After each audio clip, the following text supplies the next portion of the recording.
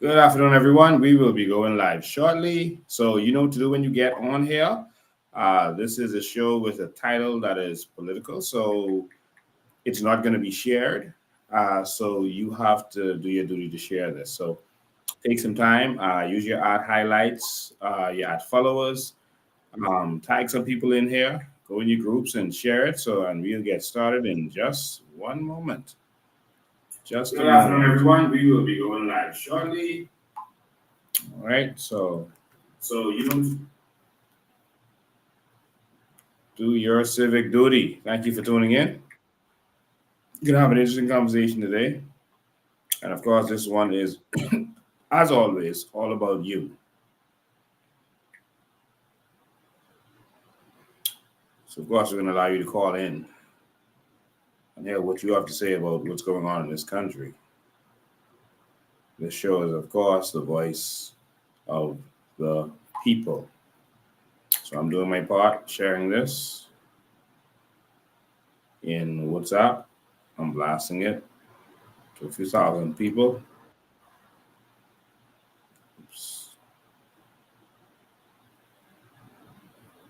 And so, do your part. We'll get started in just a moment.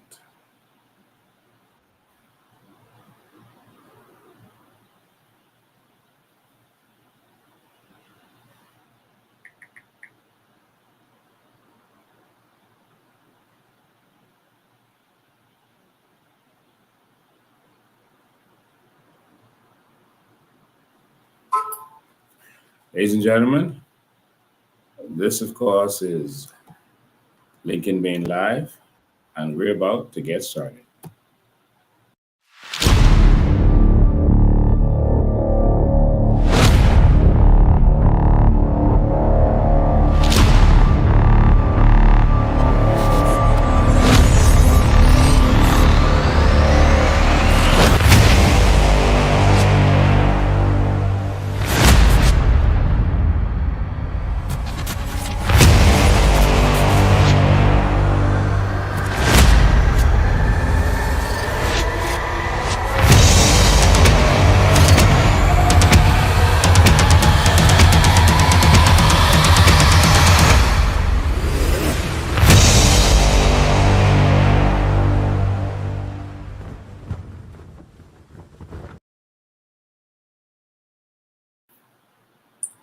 Good afternoon, ladies and gentlemen, and thank you for tuning in. Thank you for spending your Sunday with us, as always.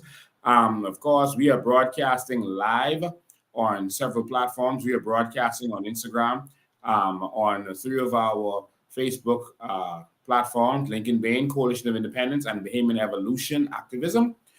And we're also on YouTube platforms: Lincoln Bain, Bahamian Evolution, and the Coalition of Independence. All right. So I'm so glad to have you here. So, ladies and gentlemen, like I said, do your civic duty. Make sure you share this. Make sure people can watch this, including our people who want to watch football. Um, of course, everyone playing football is already living their best life. We need Bahamians to live their best life. So I got to keep doing this no matter what is going on around us. All right. So we're gonna have an interesting one today, interesting conversation. And like I said, this isn't going to be automatically shared on the platform on Facebook. So you have to do your duty and make sure you share this. Um, yeah, so we can get this out there.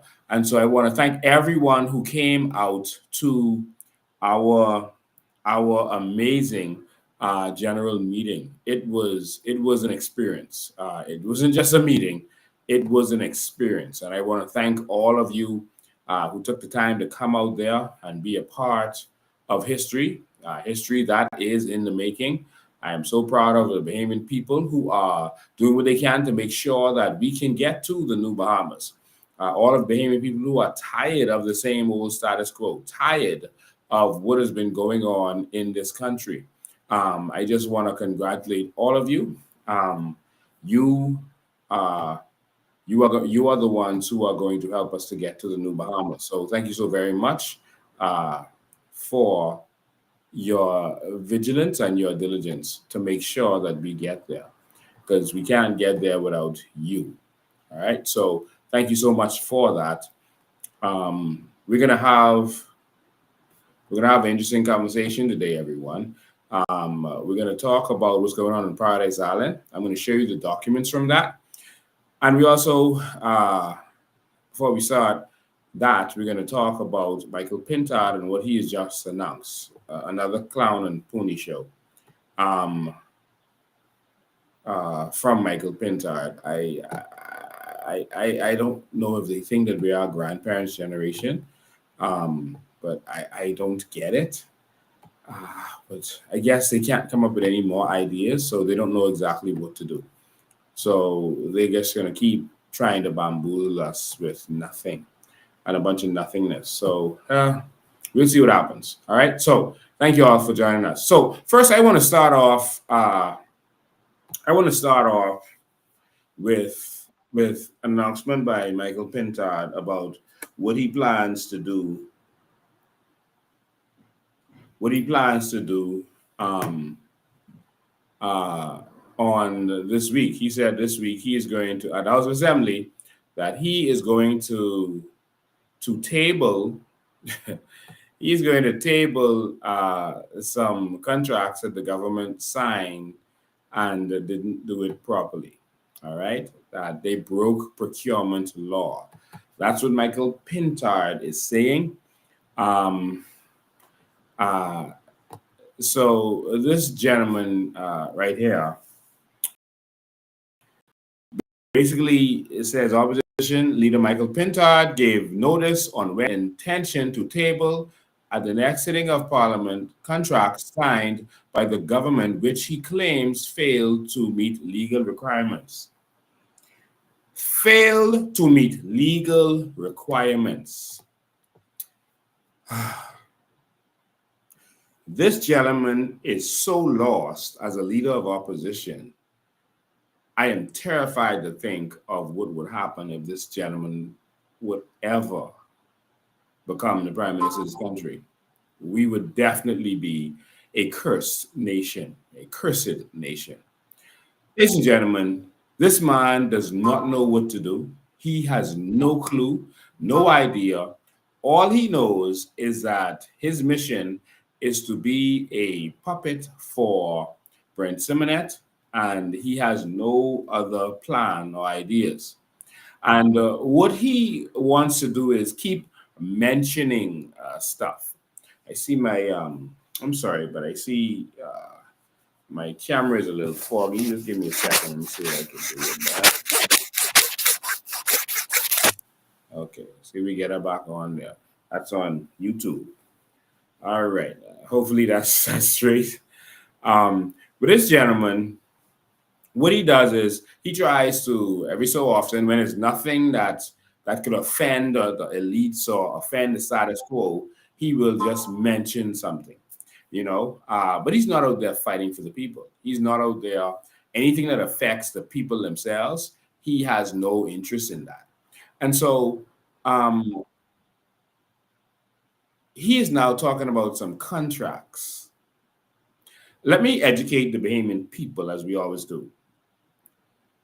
If the government is breaking the law as it relates to the issuing of contracts, the opposition's job is to take them to court with a judicial review. That's the purpose of a judicial review. The opposition is the police of parliament. They are the persons empowered to police the executives and the governing party in the House of Assembly. That's their job.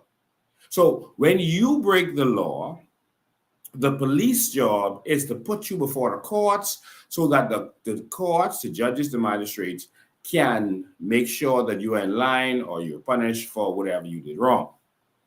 That's his job as it relates to the governing party and the executive. His job is to file judicial reviews so that uh, they can stop what they're doing. So if this guy knew what he was doing, what he would do is file a judicial review. They have tons of lawyers in the FNM. File a judicial review. and make sure that all of those contracts that they did that did not meet the legal requirement or were unlawful, that they are null and void. That is so simple. That is, I don't even know what else to explain. But of course, he wants to be able to say, I did something, I tabled it in the House of Assembly, and then just let it go away. So that when election season heats up, he can say, and I spoke out and I tabled the contract. Okay, but then what did you do?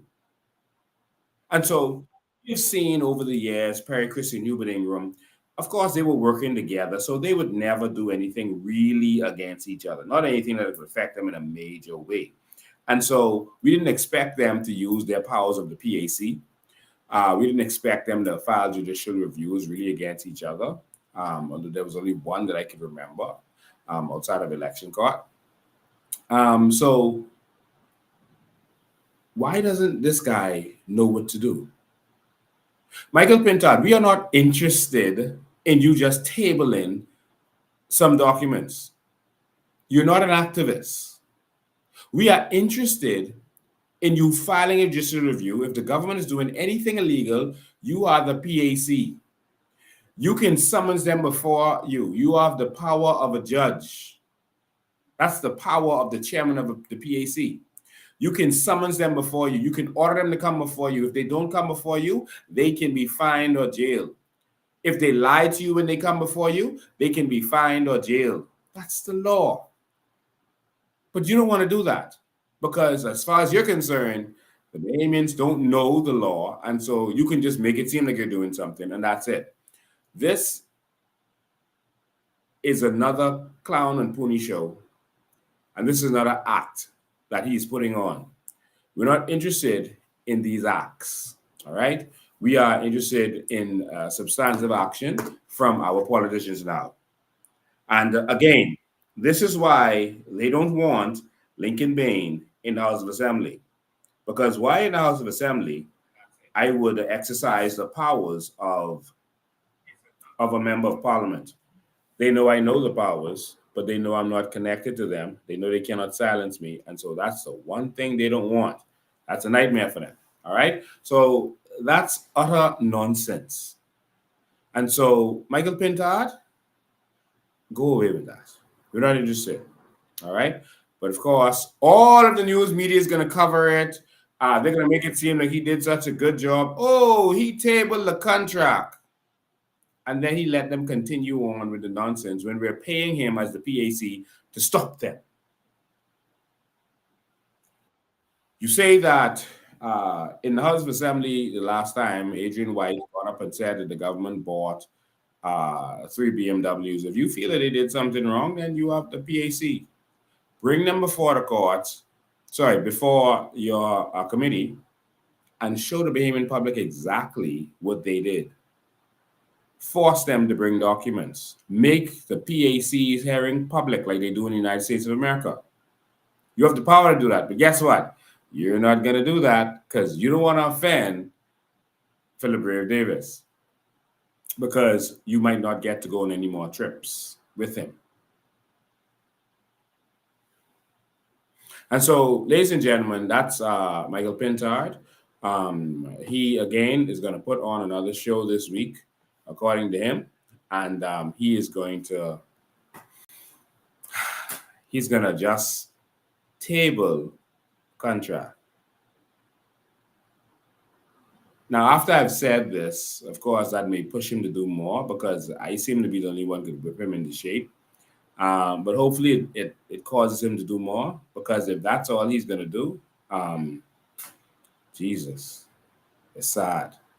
It's sad. It's really, really sad. All right. So that's Michael Pintard. Country's in trouble. Opposition is failing, and we're in trouble. And I will say this, Michael Pintard has still not answered yet to the Bahamian people as to whether he is a drug user or was a drug user and if it affected him mentally. And I'm saying that this is not a petty attack. We are paying him to do a job. He doesn't seem to have the capacity to do that job. And we need to know if there's something that impairs him from doing that job. We need to know exactly what's going on with him because he's paid by us. If you have a young man who's on a job and they give him a test and he's on drugs, then they're going to fire that young man. And so we need him to answer. He did not answer the question about drug use when I confronted him in House of Assembly. We need him to answer that question and possibly take a drug test. He may be waiting some time for it to get out of the system, but we need him to answer that because he is working for us now and we're paying him $50,000 a year, plus a lot of perks that add up to $500,000. And so we need to know. And if he wants to be prime minister, that is also important because that would mean that he is breaking the law, and we need to know if he is a lawbreaker or was a lawbreaker. And it's simple as that. So, Michael Clifton Pintard, we still need you to answer that question for the Bahamian people. But of course, we know you will not answer that question. All right, so let's move on from that. All right. We need serious representation and serious leadership in this country. We've had enough. We put your comments on there so that we can see what everyone is saying all over the platform. All right. All right, so your comments are there. All right, so ladies and gentlemen, that brings us to something else. That brings us to, we're going to ask some information about the parliamentary registry. That thing is going crazy right now. They are doing so much skullduggery that is mind-blowing. Mind-blowing. So we'll get to that a little later. I want to talk a little bit about what's happening on our beach, and then we'll get to that. All right? So I'm going to play a video for you so you can get the gist of what's going on here. I'm going to play a video for you, and let's pull it up for them. I'm going to play a video for you, so you're going to hear Brave Davis' own words and how disgusted he was that the Minister administration would allow those people on Cabbage Beach to be interfered with, and the promises that he made to the people. Well, we got his words, his exact words, what he had to say about all of this. He had some strong words and promises to those people. He said he was going to even take the land. This is Philip Brave Davis' words. Because you know what this is not anyone's telling you what he said. This is him. First of all, I'm very infuriated because I've never seen a government that has shown so much contempt for ordinary people. There's no utter contempt. For example, ask you all to get your medical that you had to pay for, get your police record that you had to pay for, right? And apply for your license in these times when you were shut down for so long. I gotta pay some people to pay, and then to have this happen to you without any compassion to understand what it is that you are going through. At the very least, whoever is responsible for taking your stalls down, what you need to account for that. That's right. Because they had no right to move your stalls from the public spaces that you occupy. That's right. Because you have had permission by your ministry or by the Ministry of Tourism. I've been here for 30 years. And so I'm concerned. I'm also concerned that having made a complaint, an official complaint to the police about what's happened, that there's been no police action. And so I will be calling Commissioner Police and to find out what is happening with the investigation respect to this matter. I think I think we all know who would have done it. Yes. So it's a private place and the PI is a photo camera. But they call them camera CCTV. Yes. And so I wanted to get a fuller understanding what's going on. As you recall, this is not a new issue for us who have been on this on Cabbage Beach. 85. Yeah, right? We would have we would, when I was deputy prime minister, we were considering, we were considering acquiring property, Yes. right? For the public good. That's right. And we were going to even build hot showers. Yes. That was the plan. Yeah, that was the plan. Of course, we got without fine. That's okay. People have the right to choose what they wish. But I can assure you that plan has not been abandoned by me. Thank you. Good. All right then. All right then. Because at the end of the day, it's about you. That's right. Right? And a country too often being overlooked. Yeah. Overlooked as more people. See, I've been there, you know. And yes, I know it is. Maybe underestimated because of where I came from. There you go. Because of the station in my life. Yeah.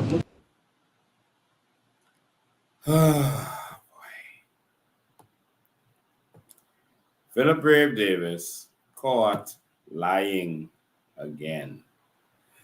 Ladies and gentlemen, that what you just heard was Politics 101. Evil Dark Politics 101. He went out there after the COI took action to help these people, like we always tell Pintard to do. We always tell him to go and take action, not just talk. So when these foreigners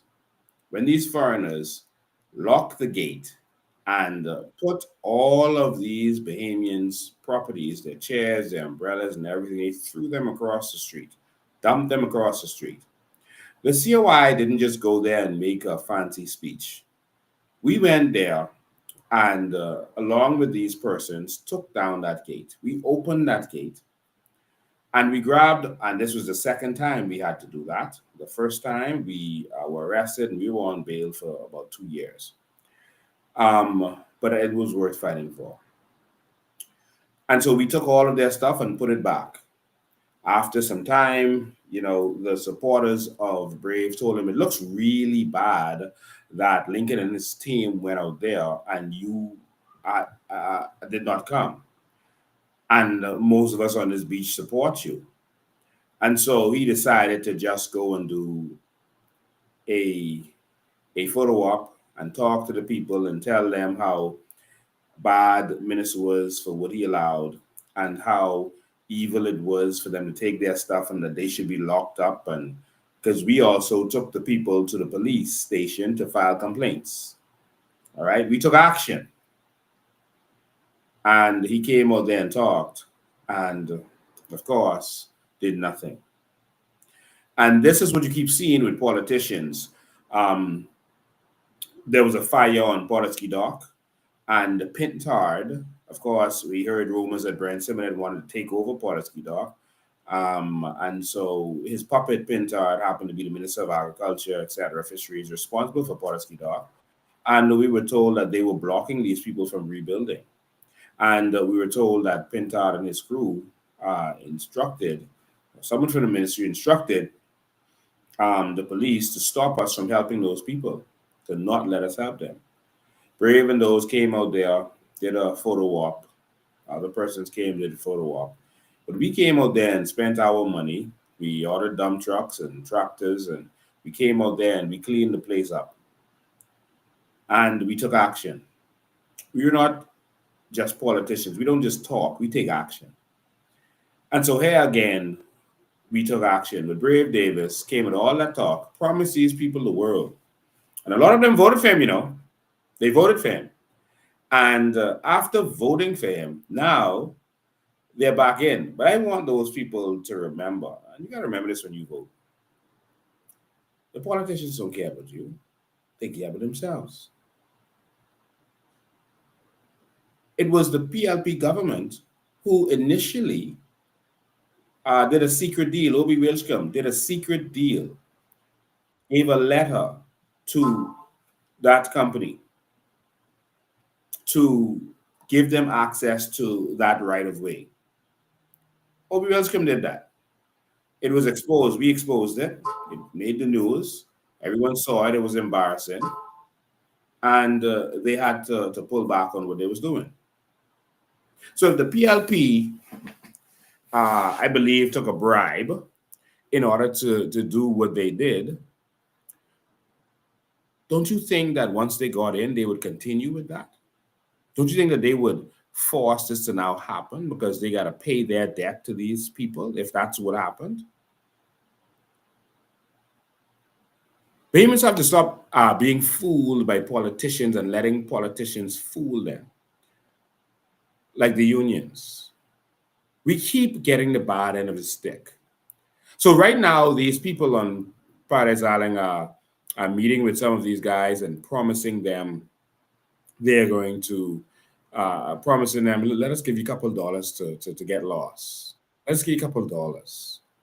And there's some people who want to take, a couple of dollars to get lost, sell their birthright.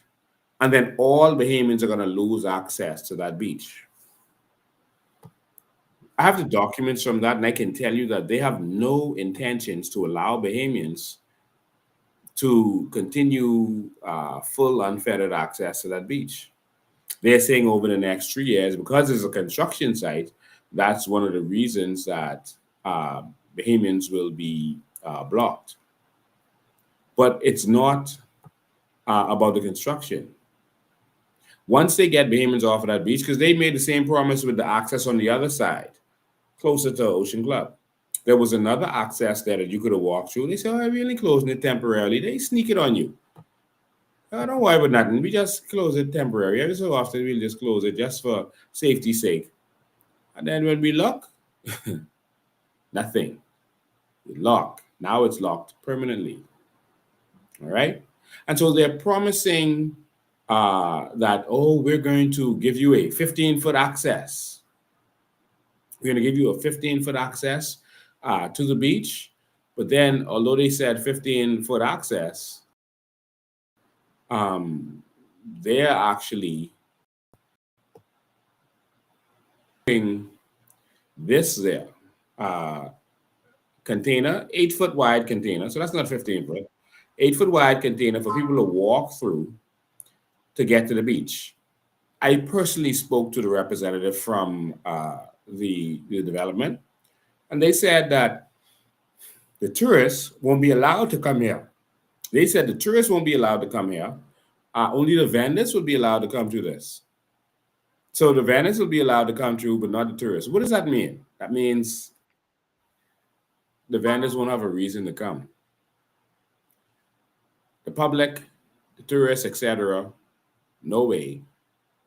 The vendors, and only the vendors, will be able to come through. What's the point of that? There's documentation that shows that, and I'm pulling it up as I speak, that they only, even though they're saying 15-foot wide, document on the screen now, it says 8-foot wide, right on here in the document, right there, right to the bottom part of the document. Wet beach access, 8-foot wide container structure for months. 16 to 36 of construction. After that, you're going to have 8-foot wide access. All right? That's it. When you actually look at this, and this is not just about the vendors having access, this is all of our beach. Because now what is about to happen is this is the only beach access, slowly but surely. You know how you kill a frog, boil a frog? Just increase the water heat gradually. And that's what they did us on Paradise Island.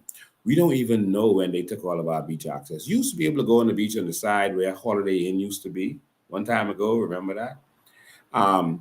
Used to be able to go by where there was 2 entrances by next to the Rio and one next to I think it's called Sunrise out there, and another access was by the laundry on the other side, almost in the direction of the cloisters. Now all of those accesses have gone away, all of them, and the only access now is this access. And now they're going to take that with an excuse that construction means they have to take it. All right. And so, of course, Bahamians are going to fall for that. Bahamians are passive people. And so, okay, if we can't go on Paradise Island, we just can't go on Paradise Island. Wow.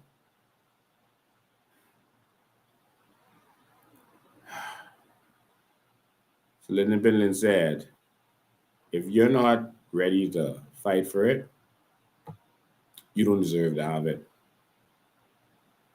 And it hurts me. It really hurts me when I see my Bahamian people sit down and let themselves be abused like this over and repeatedly. Be so easily willing to sell their souls, their birthright. Let me show you some more of these documents before I move on. Brave lied and said that, see, this is documents that is from this company. All right? This is documents. It's their documents. In fact, let me screen share and make this easier to flow because I keep going through and through these, but I want you to see these more easily. Give me one sec. Let me pull these up. You know, it saddens me that Bahamians are so easily willing to sell their souls and that politicians sell the people out, and that Bahamians, even more so, keep trusting these politicians. Makes a promise, and we say, "Oh well, he say he could do this. He say he ain't gonna do that." And then when they do, it's like, "Oh Lord." Well, anyway, yeah, whatever. I can let the Lord deal with him. My Lord.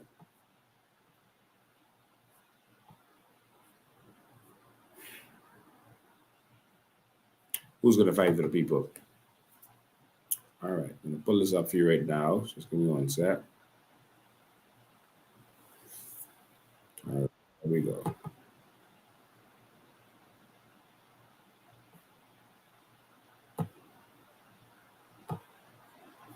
All right, so ladies and gentlemen, the question is, what do we do now?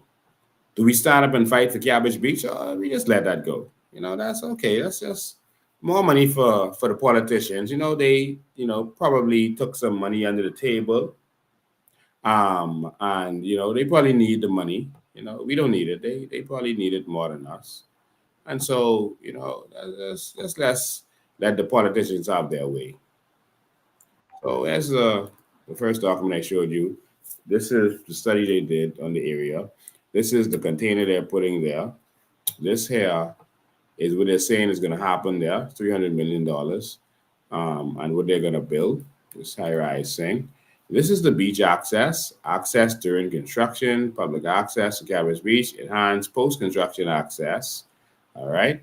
And it's a permanent 15-foot wide landscape area.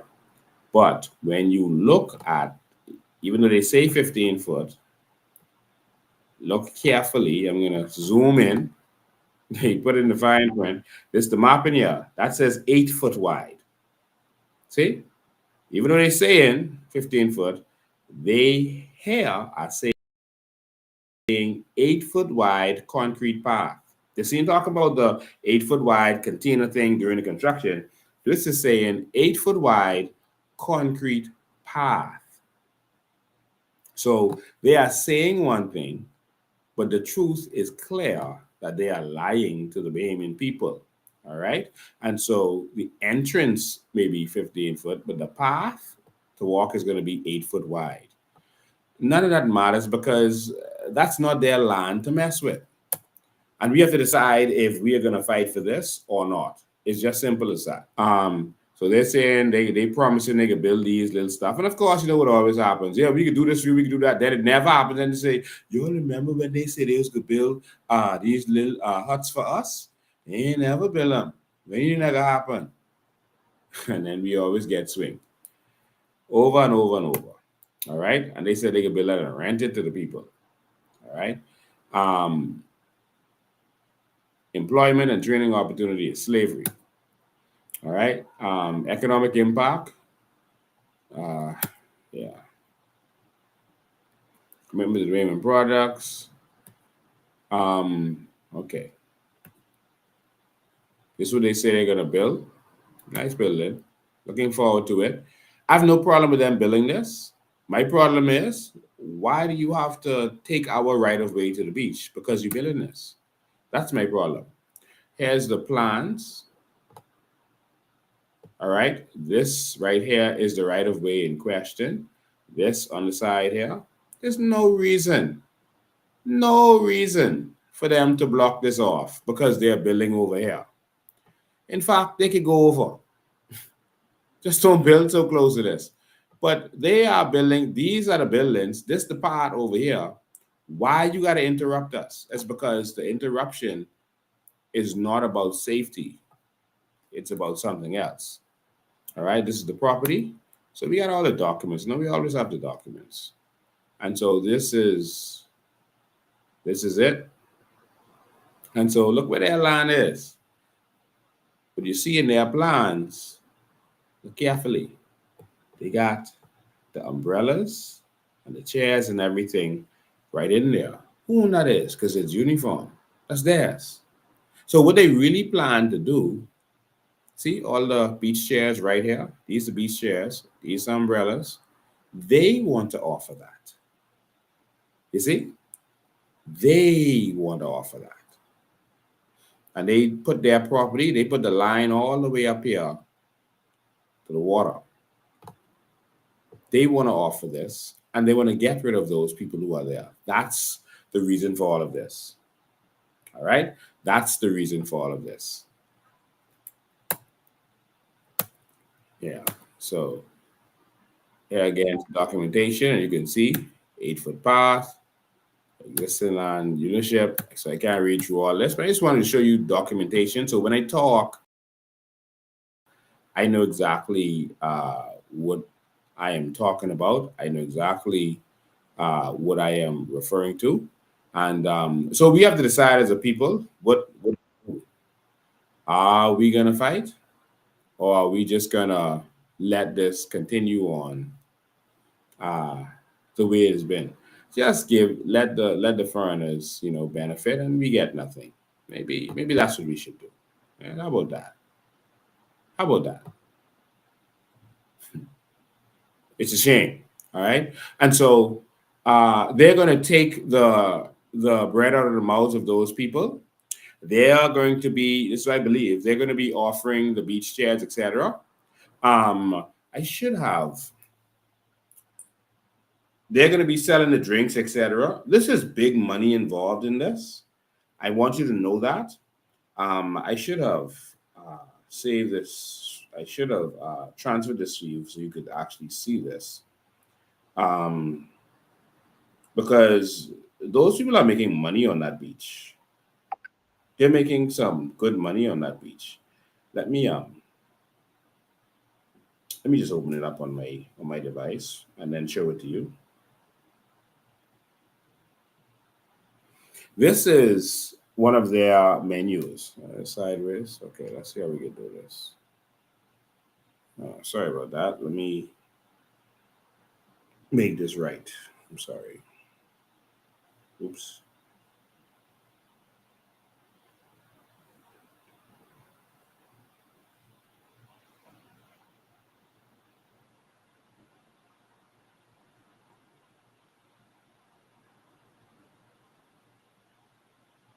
Yeah, so basically what I'll do is I'll just read it to you. This is their menu that one of them have. And it has drinks. One drink with 2 refills is $30. The drink packages, right? 4 refills is one drink with 6 refills is $50. $100 is all you can drink. So this is what Bahamians are offering out there. All right, all you can drink. They're selling beers out there, $10 for 1, $20 for 3. Shots are $10 for 1, $20 for 3. Water and soda, 1 water or soda is $3. 2 is $5. All right. Bottled soda is $5 for 1. Gatorade is $5 for 1. So they have been making some good money out there. All right, this has been slow. Some of them experienced some slow stuff recently, but they've been making some good money out there. And there's a lot of money potential in this. Can you imagine $100 all you can drink, or $30 for one drink? So they're selling, and people are buying it. While we were out there filming, I saw tourists walking, and that's why I got interested. I saw the tourists walking with pineapple, and the pineapple has a drink in it. So they have the pineapple shell, and the drink is in it. You know, they sell a coconut with the coconut drink in it, but they had a pineapple, and that's, any tourist would want that, and they came to the beach for that, and it was beautiful, and so they paid for that. I don't know how much they paid for it, but they paid a good money for that, and that's what these hotels want to do. I'm told that the Rio did that. They started offering products that Bahamians offered, and this is where the problem comes in.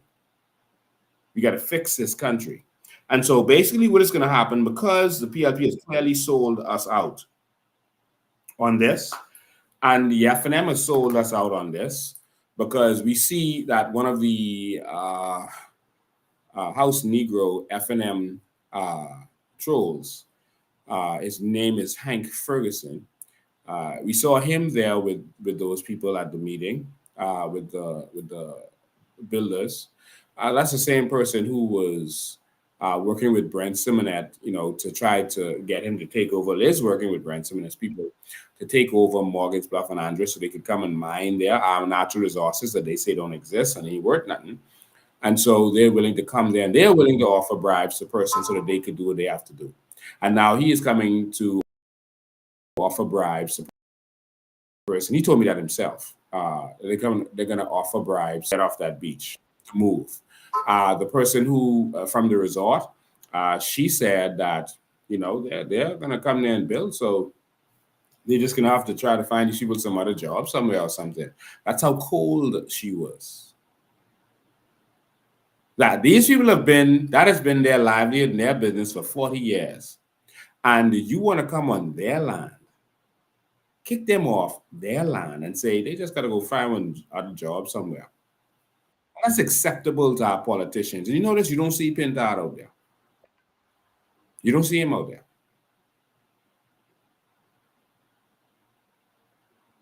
Who's going to fight for the Bahamian people?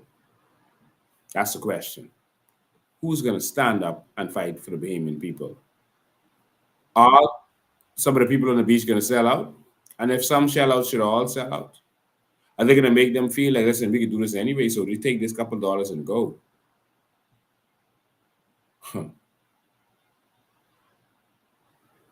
It's a good question. All right.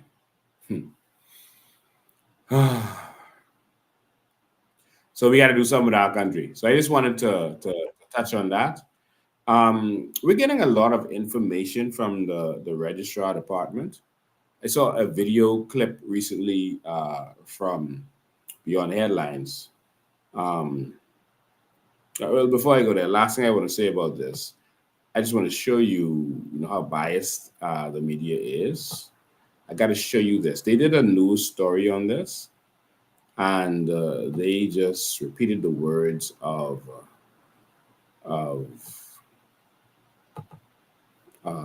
Jessica Cooper, even though he wouldn't respond to them, and of these foreigners with the lies that they're now spewing. And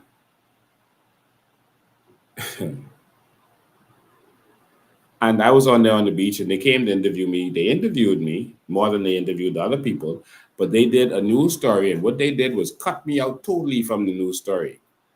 Of course, political season has started, and I really don't care, right? But because I just want the story to get out there.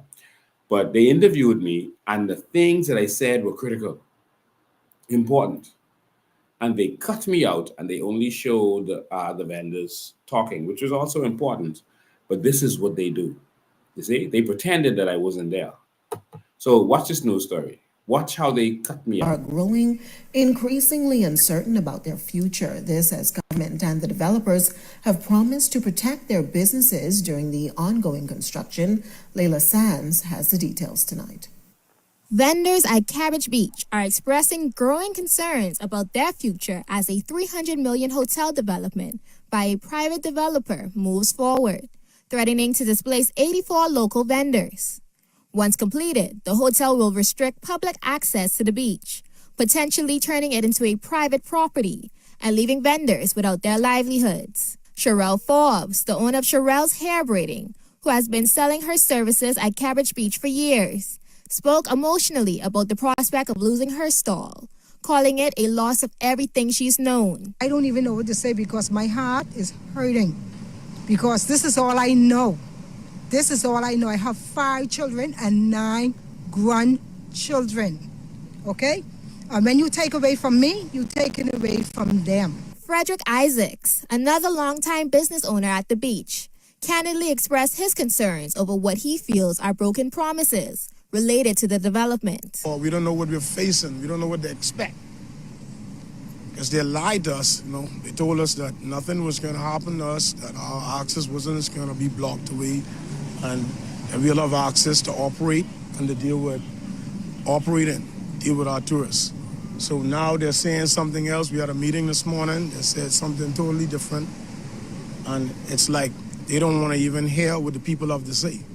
Ishmael Sutherland, who has been operating under his business, Sun Chairs and Umbrellas, at Cabbage Beach for over 30 years, is appealing to the government for assistance, stressing the importance of keeping their businesses running to support their families.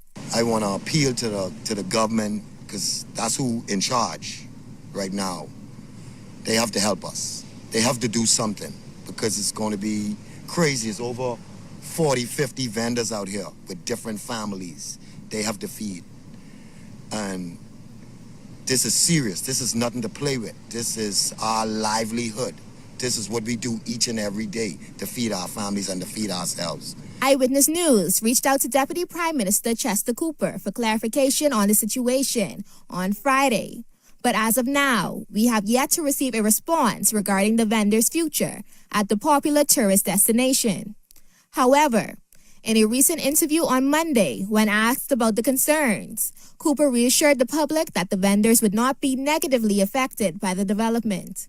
There will be public beach access uninterrupted for Bahamians, vendors and visitors and guests. So that will go unchanged. Stay tuned as this story develops. Leila Sands, Eyewitness News. Well, in response through various reports, Ocean Club officials report that they had numerous meetings with vendors and that they have assured that beach access will be provided during construction, which is expected to take some 3.5 years. The developers and their contractors also plan to employ shipping containers to create safe passage through the construction site during a 19-month period in the middle of the build-out so that vendors can continue business. And while they say that beach access will be managed through the final 6 months of construction, the developers also say they plan to build permanent kiosks for vendors along the beach access route. Ocean Club officials insisting that no regulated vendors are being banned from the site and all will have access. So they said they didn't play what I said because I quoted exactly what the developers had told me that day. All right. And we have evidence of everything that they told me. They didn't replay anything that I said. They pretended like they didn't interview me. They interviewed me more than all of those people combined, but they didn't show it. Okay. And so that's how the media sells itself out. And they said in response to various reports. So they're saying this is what they said one time ago in some other reports, right? This is the lies they said. But instead of saying what is current or saying that these people just didn't respond to them, they seem to still be defending. And the fact that they're doing that means that the government is in bed with them and probably the news outlet got some instructions to report it in that way. All right. And so Bahamians are going to lose all access to Paradise Island. They are saying basically that it's going to be mostly during that period. I remember there was a time when I was living on Paradise Island and the police, when holidays come up, the police would I think this was after Access bought the area, but the police would No, this was before that too.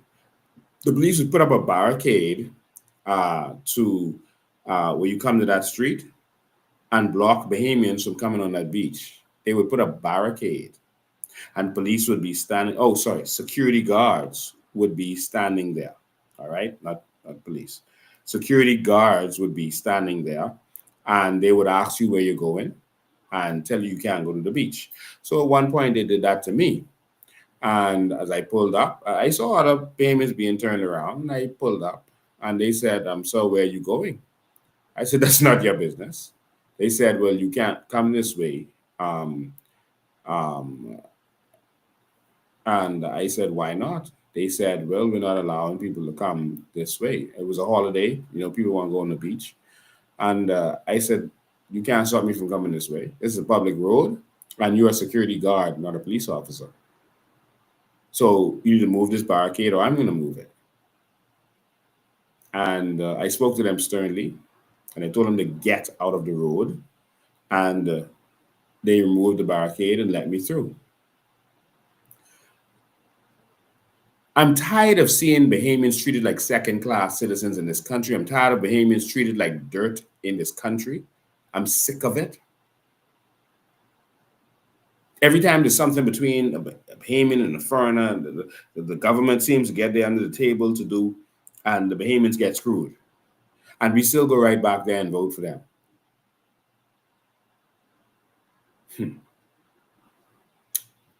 Well, look, we got a political troll in there. The person says, let me see how long we can entertain them on here. They said, Lincoln, stop lying. You want money out of the cookie jar. Let me put it up there on the screen for you. Lincoln, stop lying. You want money in the cookie jar. That's Misselin Joseph. Misselin Joseph. This is my country. All right? And that cookie jar belongs to me and every Bahamian. That ain't none of your business. First of all. Second of all, we are tired. Of these same politicians raping and robbing this cookie jar. We're sick of it. And so what we want to do is take the cookie jar and give it to the Bahamian people.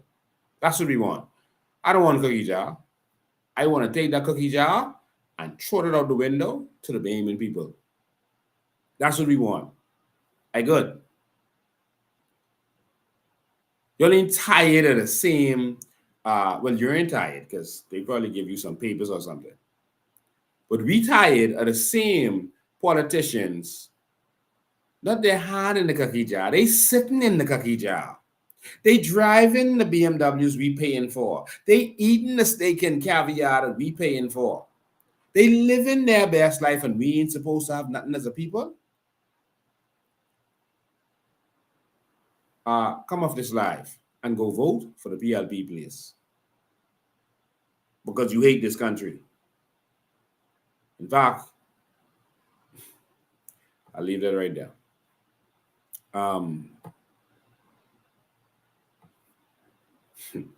Ladies and gentlemen, we got to stand up and fight for this. Something is happening. If y'all don't stand up and fight for this, you don't deserve to have it. Brave and them are organizing themselves to take this country from y'all. And so one set of foreigners could take it on one side, the other side could take it on another side. If y'all don't come together, if y'all allow politics to keep y'all divided, if y'all don't come and stand up and fight, if y'all don't come and stand up and help us fight, this country's going to be gone. Talk about a couple more things because I want to open the phone line. The phone lines in short order. A couple more things we got to touch on before we do that. Let me just quickly touch on these things for y'all. So, I saw a video that the government put out about them doing something for the cost of living. Again, these people are so lost and they really don't want to do anything with the cost of living. So they put these stuff out there that won't do anything because they want the cost of living high because they make more money from VAT. So instead of having to raise taxes, their strategy was to raise the cost of everything so they still collect more taxes. You get it? So instead of them, they couldn't come to you and say, okay, we're going to raise VAT to 20% as it was originally planned. What they decided, okay, instead of raising it to 20%, all right, which means that if something costs $10 and it's 20%, they get $2. Right now they get $1. All right, but if they raise it 20%, they'll get $2. But what they could do is let that thing that costs $10 raise to $20, and now they're getting the 20% without having to raise it to 20%. Do you get it? If eggs was $2, they're actually getting more than that. That was just an example for you to understand. If eggs was $2, now it's $10. Do you see what just happened? If eggs was $2 and the VAT is 10%, I know it was 12 back then, but if VAT was 10% and it was $2, then they get 20 cents. But if VAT is 10% and the egg is now $10, they get $1. Do you see how they bamboozle us? we gotta wake up as a people. So this is a little video they did talking about the cost of living and what they're gonna do. So listen to this video. I got 2 videos here for them with this nonsense about the cost of living. So first of all, everyone knows that the cost of living in the Bahamas is astronomical. We can all feel it. We go in the grocery stores and we see the prices escalating. So some of the things that the government is doing to combat the cost of living and the high price of goods are 3 things, namely, that we're working on now. 1 is trade diversification. So we're going to diversify where we get our goods from and have more diversity of products and also cost savings. 2, we are introducing competition legislation so that we can bring some new entrants to various industries in the country. We're going to stop predatory pricing, stop monopolistic practices, and that's going to have an effect on prices in our country as well. And thirdly, as you said, we are going to introduce a price comparison app. So no longer will you have to go to 3, 4, and 5 stores to look at the price of a particular item to determine what is the best store. You'll be able to go on your phones, launch the app, and compare prices of various goods across the country. Okay, let's look at this solution again. Well, before that, I'm going to go back to I'm going to go to the next video so you can see what Brave says is the solution, and we'll come back. All right, class is in session. I want you to stay focused. Class is in session. Hold on one sec. Let me pull up the next video for you.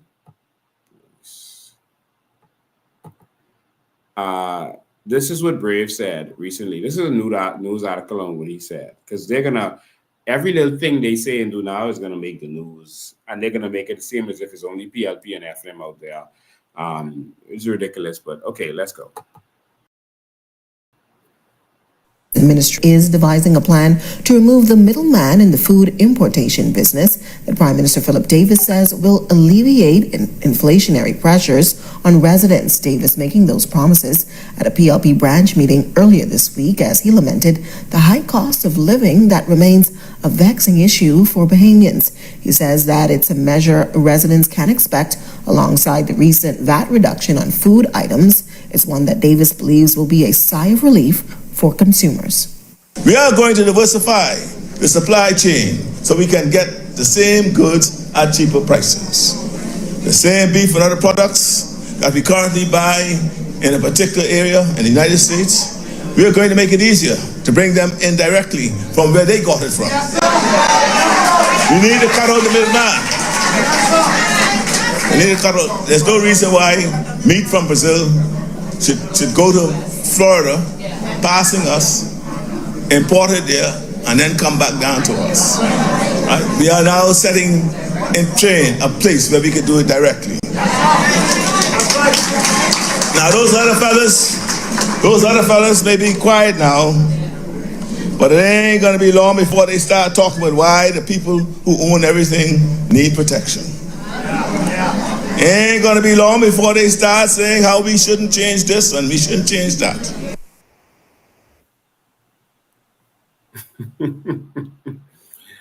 Okay. Yeah. So now I want to test your knowledge. All right. I want to test your knowledge. So let me see how smart my Bahamian people are getting. So let me see if you can tell what's wrong with this solution. All right. The other video had a bunch of nonsense in it also, but let me see if you can tell what's wrong with this solution right here. So Brave Davis and them are saying basically that the government is going to cut out the middleman and they're going to start buying meat from Brazil or wherever else they want to buy it. All right. So tell me what's wrong with that. Let me look in the comments. Tell me what's wrong. He says that the government is going to cut out the middleman and they're going to start buying meat from and other stuff, products from Brazil and other places, so they don't have to buy it from America. And of course, in the end, you heard him saying that the oligarchs, the wholesalers, are going to start complaining, etc. That's what he was saying. So tell me what's wrong with this. Tell me what's wrong with this. Anybody? I'm waiting. Someone says government is a middleman. Tell me what's wrong with that statement. Because they think that Bahamians are still stupid. Let me see. Let me see if anyone catch on to it.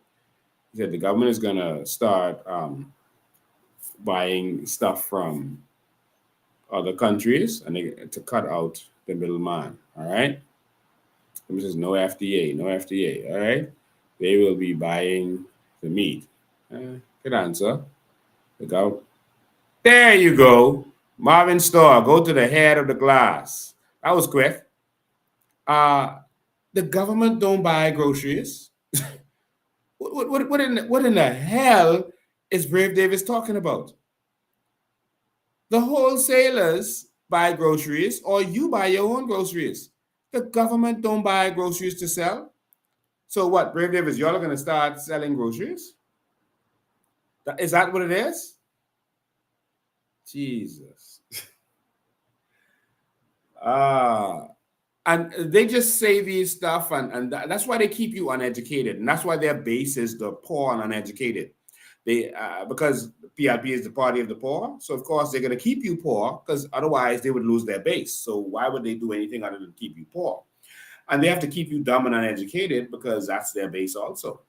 They're the party of the dumb and uneducated. So they can say that and people can clap, say, yeah, we're going to cut out the middleman. We're going to buy direct.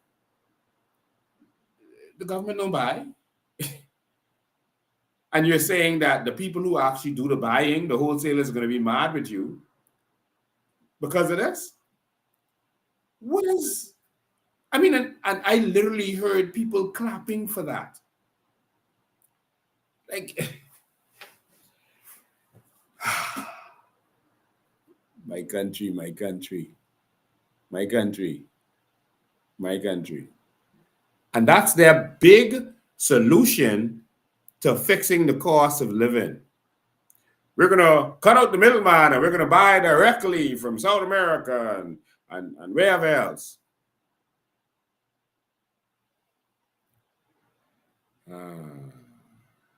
Because we used to conquer.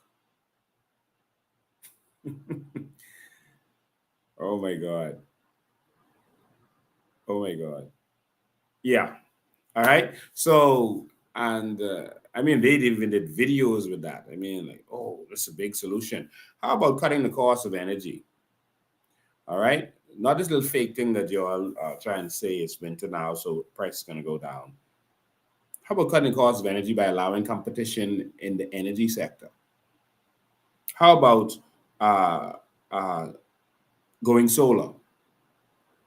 We have a 10-point plan for reducing costs. I was going to do it on this show, but we didn't have time for that.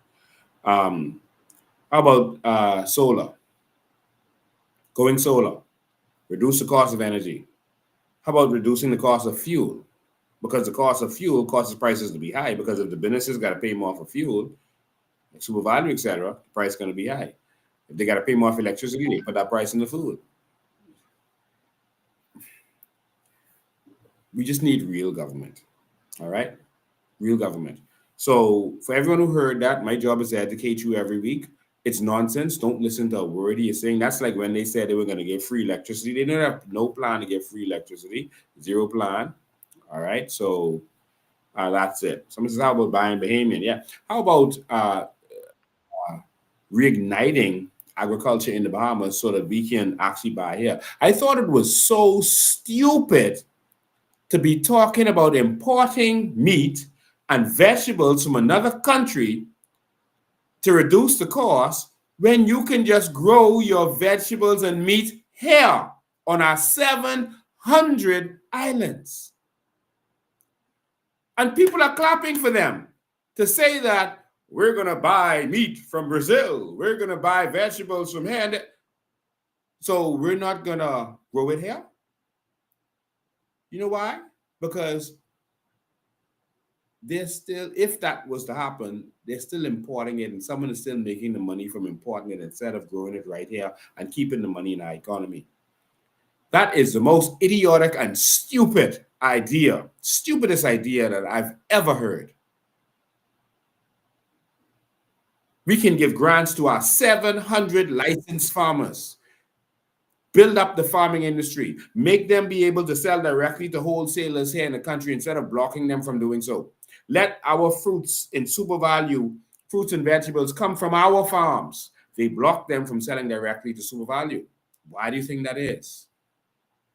Why do you think that is? Come on, man. Come on. Let's wake up, Bahamas. Stop falling for these people and their nonsense.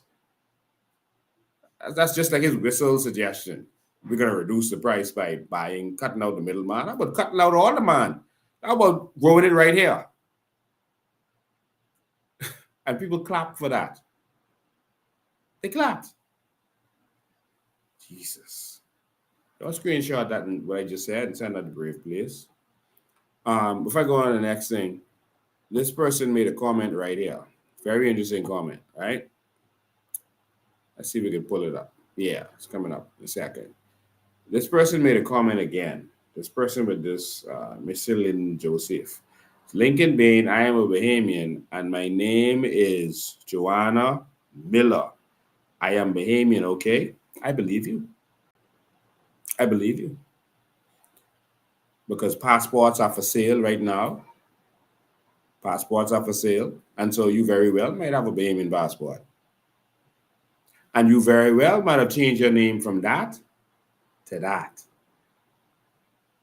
And so, yeah, your name could be this, but maybe it was that. We see that going on, and you're showing yourself. Mr. Lynn Joseph, Joanna Miller, I just want you to know that we have a duty to protect this country, and if you actually are Bahamian and love this country, you have a duty to protect this country too.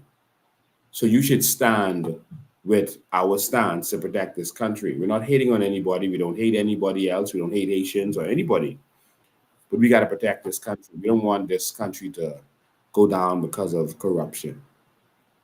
Ladies and gentlemen, this right here that you're looking at, this is what's happening in this country right now. What? Let me make this screen share this and make this big on the screen so y'all can see exactly. I want y'all to see this clear. What's happening in this country? Let me open this up for you. And this is this, Mr. Lynn Joseph made a great point that they are Bahamian and that their name is no longer Mr. Lynn Joseph.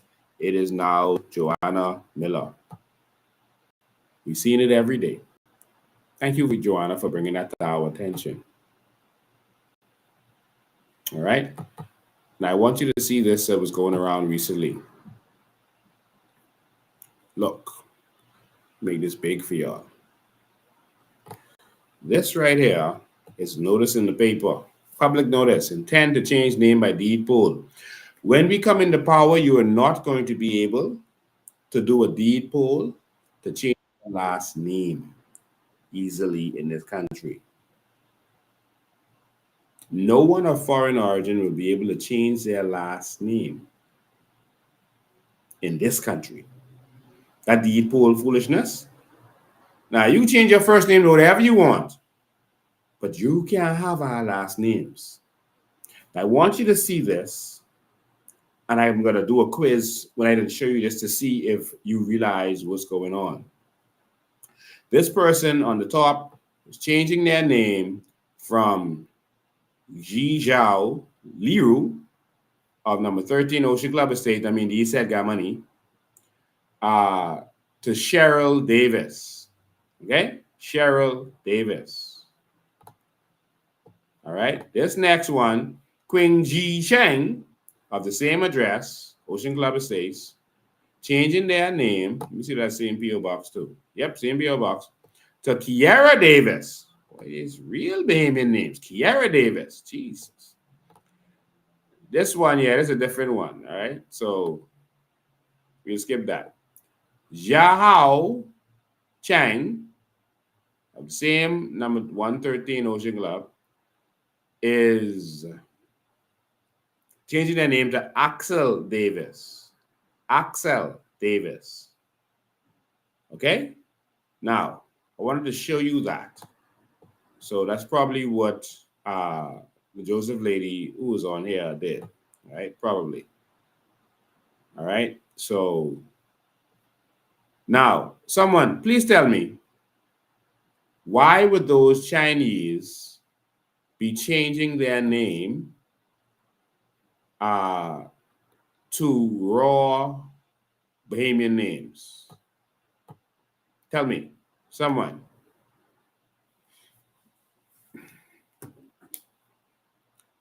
What? The person says my number is 522-6511. Okay, you can call in the show when I open the phone lines in a second. All right. Just want to touch on a couple things. Why would they be changing their name to Bahamian names?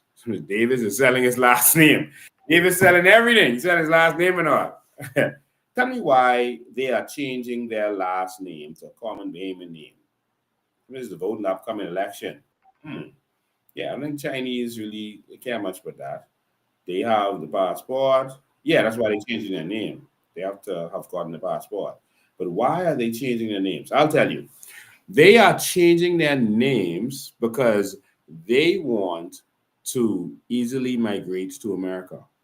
Of course, Trump is coming in, and Trump is gonna change some things, especially related to China and other countries. You can travel easier when you are a Bahamian with Bahamian name. See, even if you have a Haitian name and you're a Bahamian, they're gonna still, if you want to migrate, if you want to migrate. And so those people clearly want to migrate. You understand? They clearly want to migrate. And so it's better for them because there are Chinese, people of Chinese origin who are genuine Bahamians. And so they want to get in. Next one's a crown land grab. Good answer. But they want to migrate to America. And it's easier to do it with a new name. All right. It could even be spies or other persons connected to the regime in China. Could be. I don't know that. And it's better to come here, change your name, and then migrate there. You understand? So, wake up, Bahamas. Y'all have what the world wants. Everything y'all have is valuable. Everything. I'm going to send that to Trump. I'm going to do just that. I'm going to send it to his people. Everyone wants what y'all have, but y'all keep selling it out to the highest bidder. Y'all keep letting y'all politicians do it, and y'all participate in it by voting for them. We got to fix this country. All right? We got to fix this country. Because this is all we got. Two more things. I'm sure you saw the announcement where the water in New Providence, now we keep hearing about the Family Islands, etc. We keep hearing about the Family Islands. But now the water in New Providence, they're saying they're conserving water, so you have to bathe by a certain time of day in New Providence in the 21st century. Can you believe this? They're saying that the water is going to be low or whatever at night. Let me pull this up for you. So they made an announcement, I think it was yesterday. Reduced water pressure expected in New Providence for the next 7 to 10 days. In New Providence, Jesus. How is it how is it that in 2025, 25 now, this is the future, you know. We didn't pass where the movie was, remember Back to the Future? When it was in the future and all these good things was going on and the hoverboards and all this kind of stuff. We didn't pass that year. All right? We in 2025.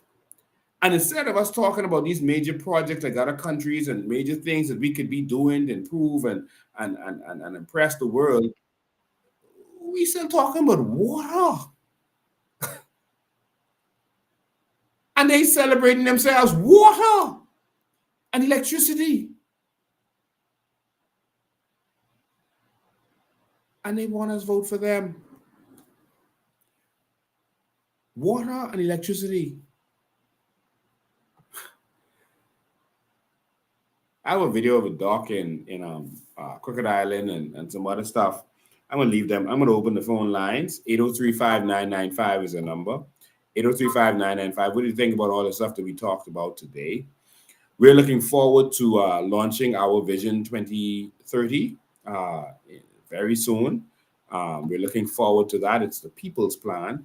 It's a plan to actually empower the Bahamian people. This is the number you can call in. Tell me what you think about the stuff that we talked about today. All of our solutions are going to be about empowering the Bahamian people. This isn't going to be just about projects, etc. This go around, this one is going to be about every plan is going to be a plan to empower the Bahamian people. Every plan is going to be to empower the Bahamian people. So the line is open. You can call WhatsApp call or regular call, 803-5995, 803-5995. That's the phone numbers that you can call in, 803-5995.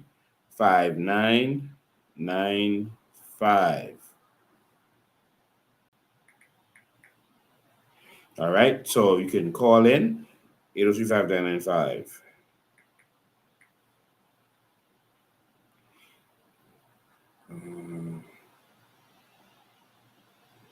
And of course, we want to give our deepest sympathy to one of our supporters and a prospective candidate in Grand Bahama, Ms. Tony Stubbs Albury. She lost her oldest brother, Mr. Philip Stubbs, so we want to give our deepest sympathy. Also, we're going to give condolences to Sister Voynell Gibson.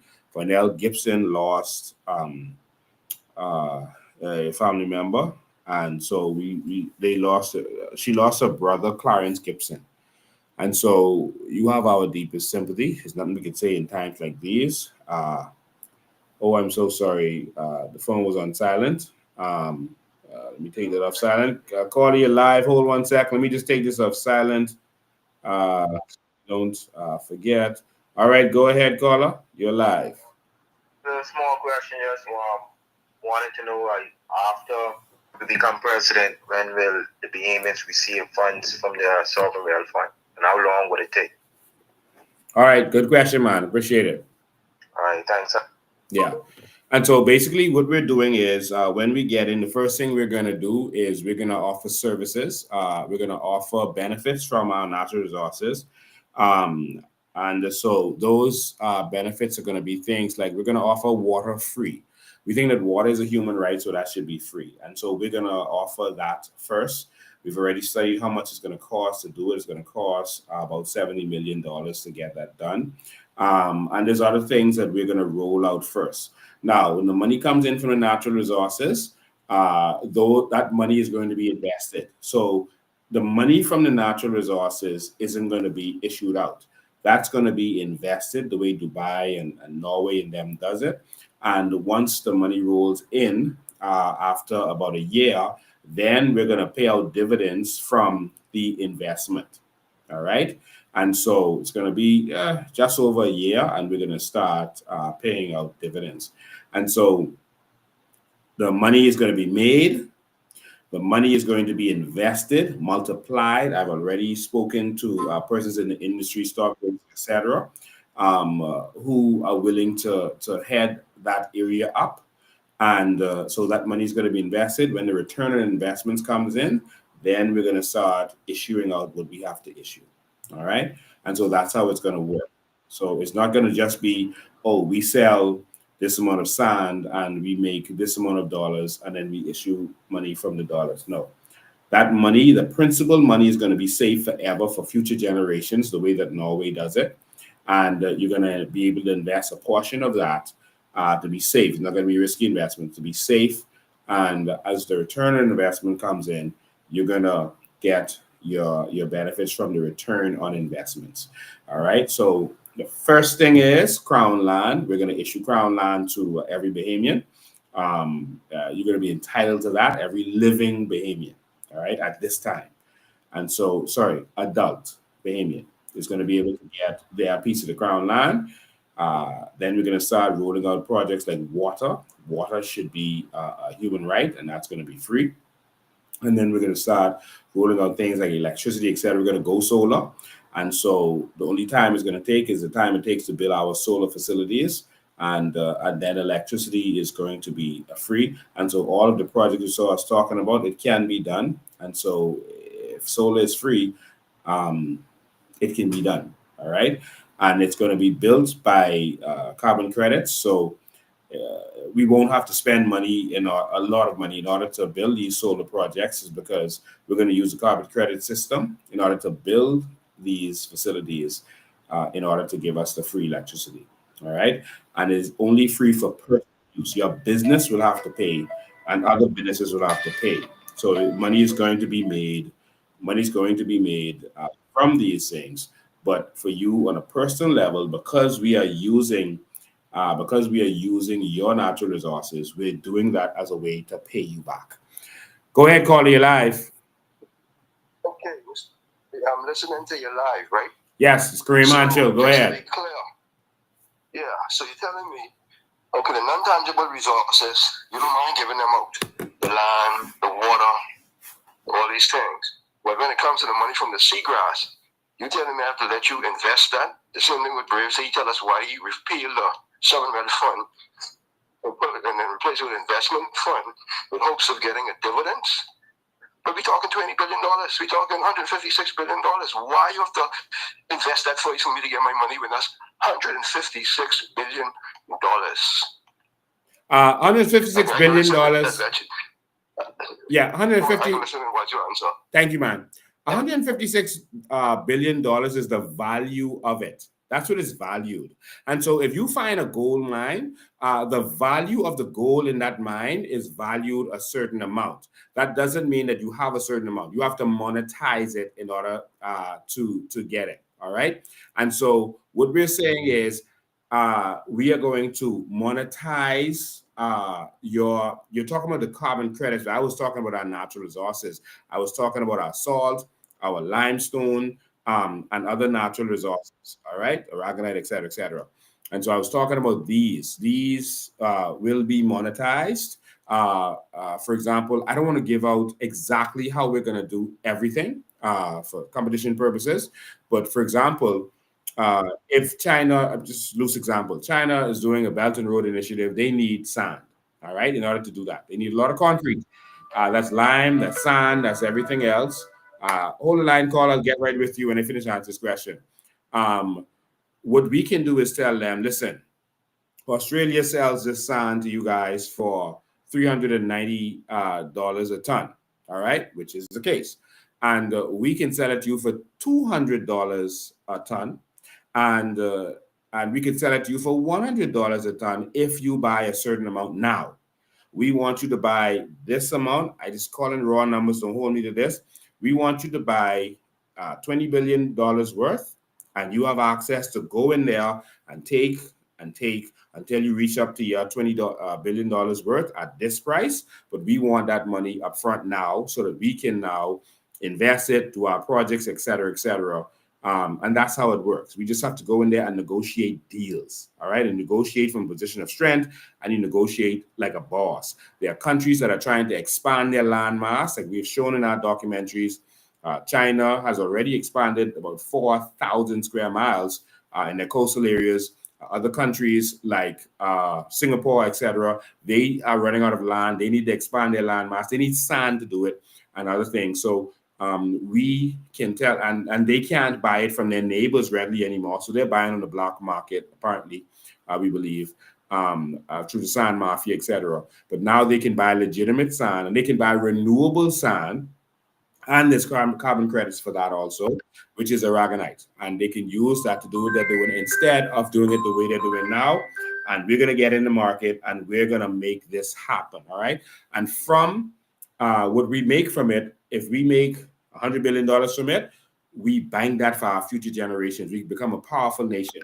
That sounds like big money to you, but that ain't no money for regular countries like Brazil and other countries, and even in our hemisphere. That's not any money. And so we're going to multiply that, and then we're going to pay out dividends from the return on investment. I hope you understand that. So the principle we want to keep safe so that our country is able to grow and become a great nation like Qatar, that was once a poor nation, poorer than us. But now they're one of the biggest players in the game, in the world, one of the biggest landowners, one of the biggest investors. 1% of all companies, or I think it's 5% now, of all companies in the world, shares in all companies in the world is owned by Qatar. Think about that. I go to my first caller. Call you live. Go ahead. Yes, go ahead. Good evening, sir. Good evening. You're live. Just hold the line. I'm responding to comment you made regarding the responsibility of the leader of the opposition as it relates to the PAC, right? Yes. And I want to direct your attention to, as we were talking about Crown Land, etc., the responsibility of the Surveyor General. Mm-hmm. Because I am seeing a similar neglect of this responsibility on both sides. Let me give you an example here.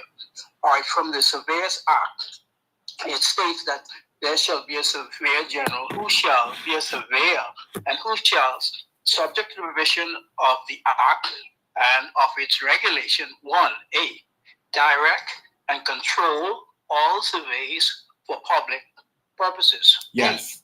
Examine all general and particular plans and diagrams of surveys before any registration of any land is effected, in accordance with the provision of any act regulating the registration of land. And you can read the rest. I'll bring your attention to D. This is the fourth part.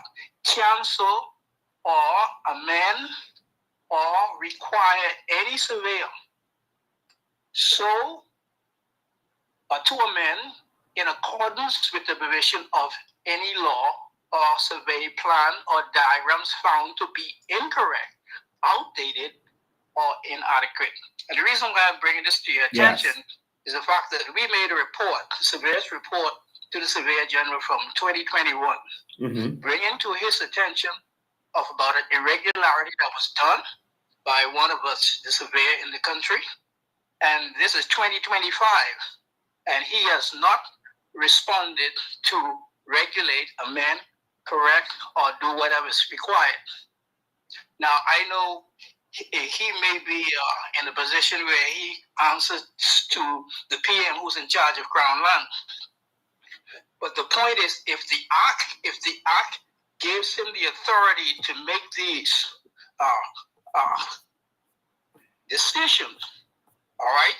Yes. Why does he have to wait for the PM or anybody else to tell him?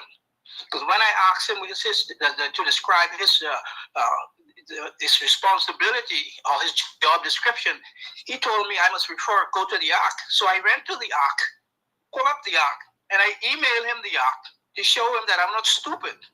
The act states that he has the power to do whatever is necessary to make the amends correct, etc., according to the report that we gave him. But yet he has refused. Suggestion, what is the next step? Yeah. So basically, we need to get a righteous government in there. What this government has done was they have really disassembled for the first 3 years. They disassembled and disabled lands and survey. All right, the ministry. We've been talking to staff there and other persons, and we've seen where they had no leadership for quite some time, no director, etc. They had zero leadership there. And we believe they did that so that they can do what they wanted. They also brought a bunch of surveyors from Jamaica when we have a lot of qualified Bahamian surveyors to do some things here. And so they disassembled that so there could be a land grab under this government, and we're seeing it happen. The Surveyor General has a very important job in this country, but of course, in our country, just like the Commissioner of Police, etc., he is handcuffed by the persons who give him his job. And that's where the problem comes in. If he don't get permission to deal with what you all say he should deal with, he is not going to deal with that, even though he has the power to do so. The commissioner of police doesn't have the answer to the prime minister or anyone. He has a separate constitutional position. And so he acts like a puppet for the prime minister and the surveyor general. You're going to get the same exact result. We need to get these guys from running this country, PLP and FNM, so that we can deal with matters like this. It's not just with the Surveyor General. On every ministry, we have the same problems. But the corruption is coming from the top. The people on the top put their people in these positions like Surveyor General, Commissioner of Police, and all these top positions. And that's how they do their corruption. So until we get rid of the PLP and FNM, you're going to continue to have the problem that you're talking about. Okay, so I guess what I'm also hearing then, we just need to subpoena him. Yes, and force him to do his job. You can do a judicial review against the Surveyor General or any government official. You can do a judicial review and force them to do what they're supposed to do. Yes. All right. And on top of that, like I said, remove the PLP and FNM and get rid of this cronyism and these people controlling these people, and let's get to a country with meritocracy. Absolutely. All totally right. Agree. Thanks for the call, man. Great point. Let's go to the next line. Caller number 2, you're live. Hey, Lincoln, how you doing? I'm awesome. Yeah, man, I want you to elaborate on the implications that might happen if the PLP go ahead with this thing with the Rothschilds that give them the permission to bargain our carbon credits on the open market. How much of a problem would that present for you if you get an offer trying to give it back to the people? No, it won't give us any problem. No parliament, there's something called parliamentary sovereignty. That's one of the first things you learn in law school. No parliament can bind a future parliament. All right. So even though Biden has something in law, Trump could come and stop it. All right. So whatever they do can be undone. Now, what they kind of do sometimes when they're making a deal with a private company, for example, they would put a clause in there that if you don't go forward, you have to pay this amount of money. And then what you do is you look for some kind of fraud, cronyism, etc., or something to make it null and void. And then you can do just that. I don't want to talk all of our strategies that because we're ready to go, but I don't want to talk all our strategies today here where we're coming from. But it's nothing that they have done that we cannot undo. All right, everything they have done can be undone, and so we understand what they're doing with the Rothschilds, and this is why it's urgent, and this is why Bahamians need to realize that we're going to lose this country if we don't wake up and stand up against these people. And it's very important. There will be no country for our children moving forward. In fact, there will be no country for us. All right, but whatever deal they make with the Rothschilds, that don't stop us from doing anything. All right. Yeah. So whatever is done, we want you to understand that can be undone. All right. We don't have to honor anything that this corrupt government does. All right. We have plans to deal with all of what they are doing. Now, we can't reveal all of that, but we've already gone through the legal understanding, the legal research, et cetera, et cetera. Just like Trump and his team did from day one, we know what to do to empower Bahamians to undo the corruption that they have been doing, to track down everything that needs to be tracked down. In fact, we're doing that already, and to deal with them. Go ahead, Carly, you're live. Hey, Mr. Lincoln. How you doing, man? Great. Hey, a question about and Freeport. You know, there's a road going in from Heritage and the Pine Ridge. And that road being so bad for so long. Mm-hmm. I don't know if anybody can talk to that, fix that road, man. There's a lot of people live in the Baghdad, you know. That road, that's like Voice and Those road, which you mean, it's so bad for being Yes. living in Freeport. My brother, the problem with our country is that we still talking about roads, we still talking about water and electricity. I want you to watch the elections of first world countries. They don't have them kind of conversations. They don't campaign on that kind of stuff, man. That's basic stuff. The fact that we have to keep doing that and people still voting PLP and FNM, that's sad on us, not on them, you know. That's sad on us that we would accept them continuing to do nothing, all right? And trying to praise themselves, pat themselves on the back for paving a road. That should just be normal. That should be a department that just deals with that, and the politicians don't even have to think about that. And this is why we're bringing island states and city government, because the people of the community will now be responsible for that. All right? We turn these communities into cities. They have their own budget. The money that they make on the island stays on the island, and they don't have to worry about this stuff no more. They don't have to hope a politician come and pave a road, man. For God's sake, you could pave that road in your community because you got to drive on that.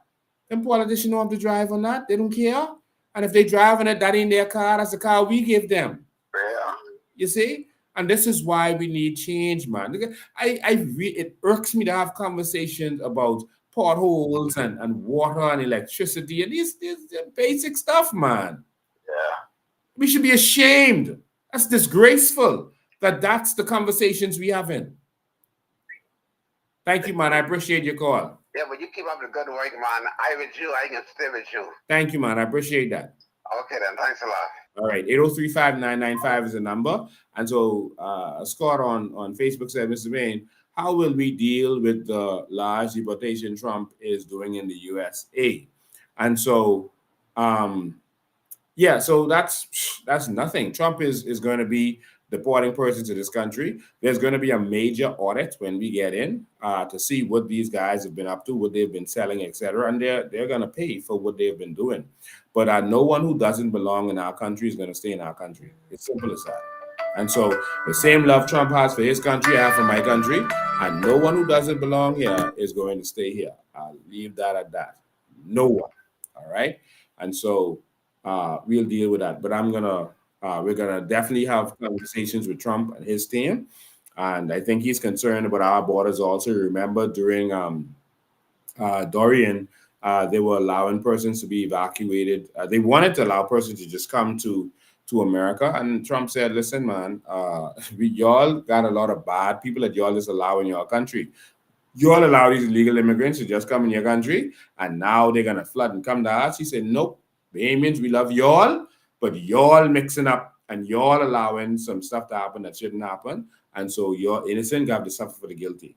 All right. And so we're going to protect our borders. There's going to be a blockade in Anagua. No one is going to come through, not an ounce of drugs, not an ounce of illegal activity. Nothing is going to happen at our southern border because we're going to protect it. The only reason it happens now is because the politicians are making money from it. And so that is going to change right away. All right. And like I said, in our administration, once we get in, I am going to be the Minister of Immigration. Right. And so you know what that means.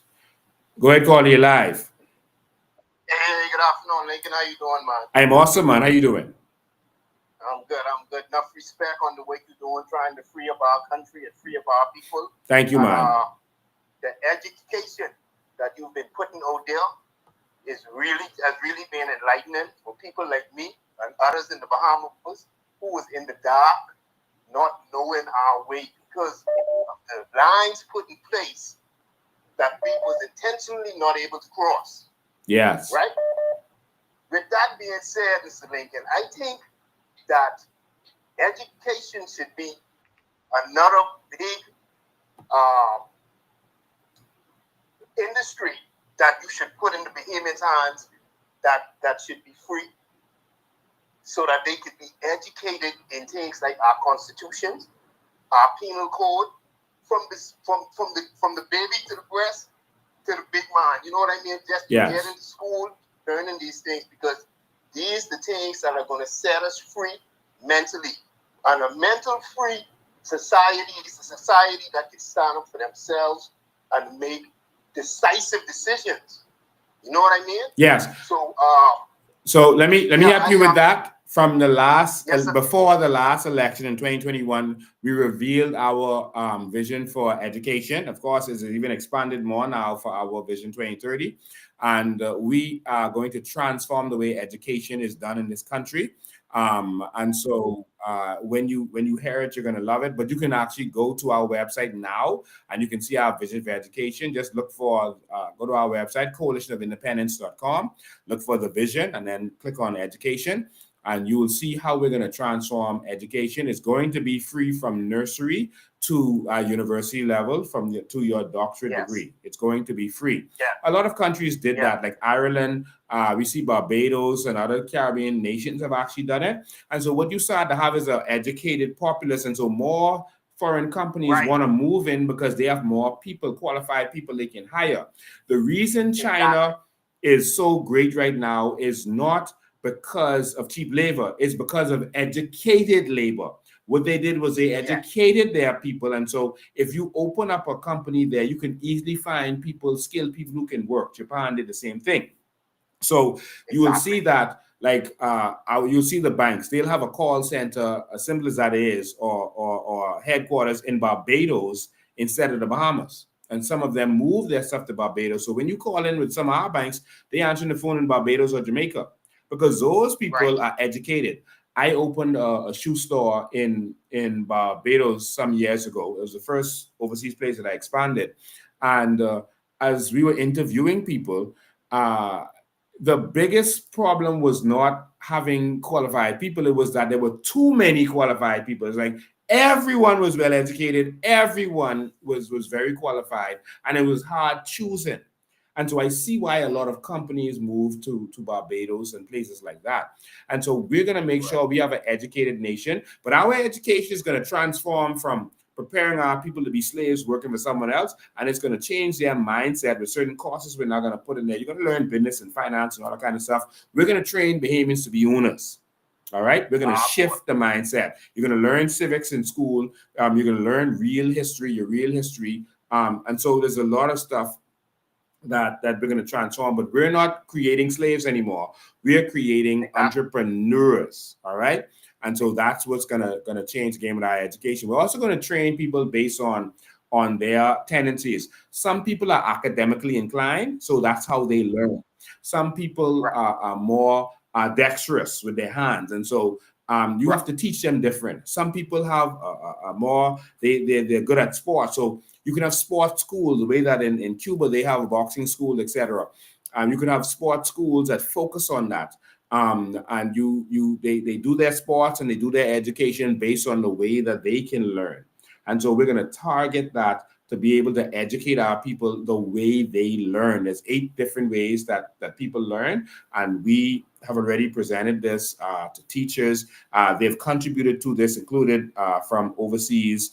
We presented this to the union before we put it out there. They loved the idea. And so when you see our education plan, the full thing, it's going to blow the Bahamian people away.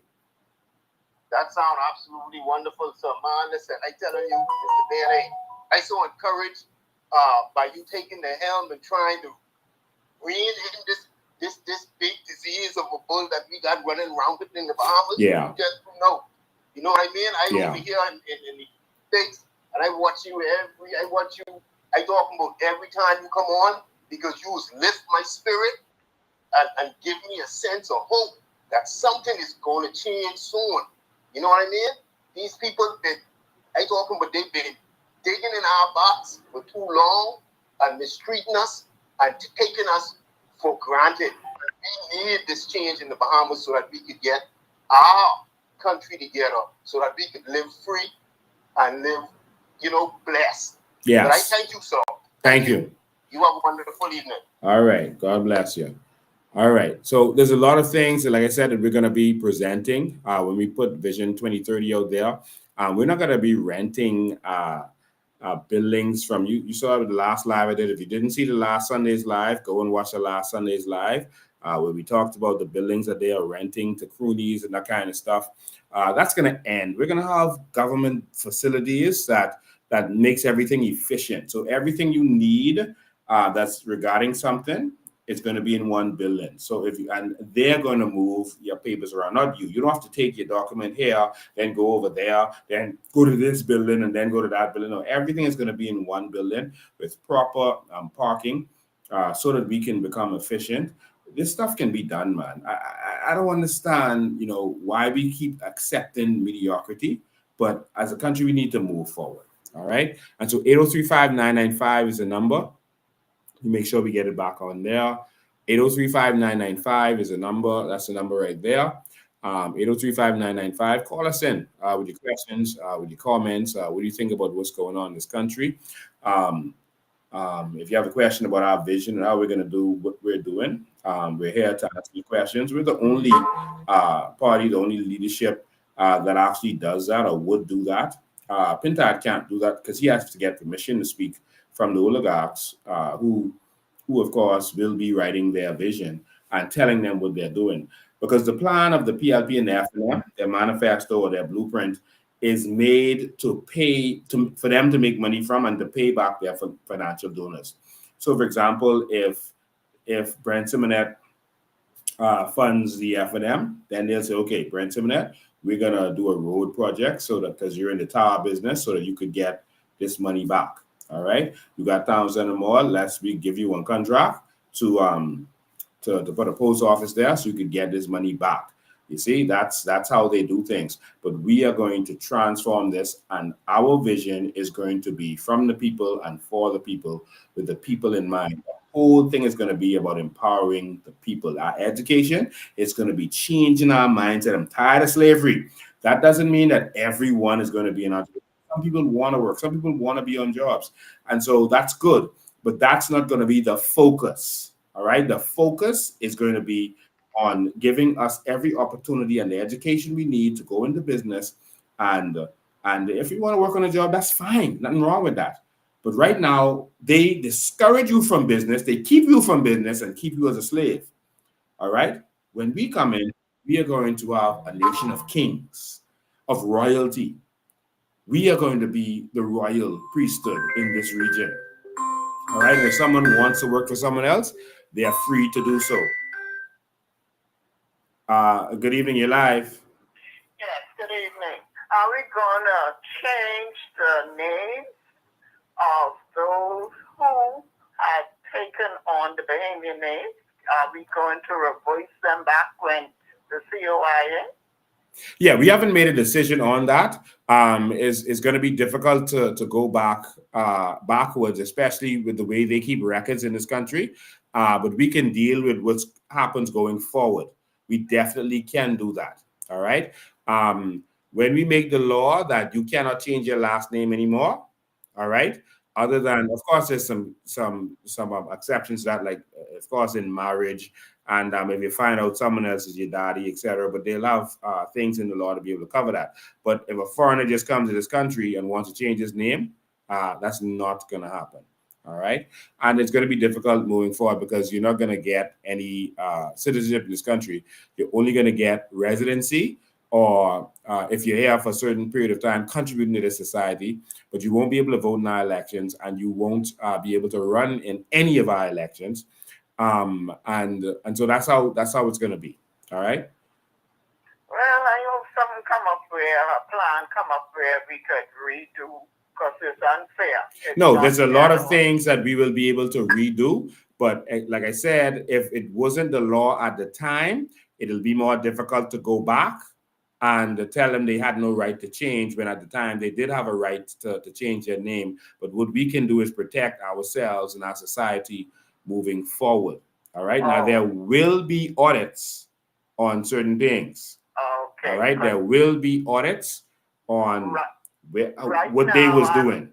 Following Trump, and Trump, yes, he's doing some stuff, but now he reached a roadblock where they have in their constitution that once you're born, there you are citizens. But now he didn't want to take that on, and they want to fight him on that. Well, all he has to do is get the Constitution amended. And he has the power like no other president has ever had to get that done. And they've had amendments to the Constitution over the years. And that clause that they're talking about, clause 61, was put in there as an amendment. All right. So all he has to do is have the Constitution amended. And I think that most Americans are going to vote in favor of what he's doing. Yes, and so that's why you say we will be Republican, and we could do the Republican is a party, so we're going to be a Republic. Yeah, Republic. Yes. Yeah. My good. All right then. Thanks. All right. Thank you. And so we're going to go into Republic, and that's going to change a lot of the issues that we have and a lot of the problems we have. Everything about it we can't explain, but it's going to solve a lot of our problems. It's going to put more accountability. And people ask why do island state city government, etc. The more you break down the society, the better it is to manage. All right. We have 15 or so people in the cabinet trying to manage a whole country. And that's why we still talking about water and electricity and et cetera in 21st century.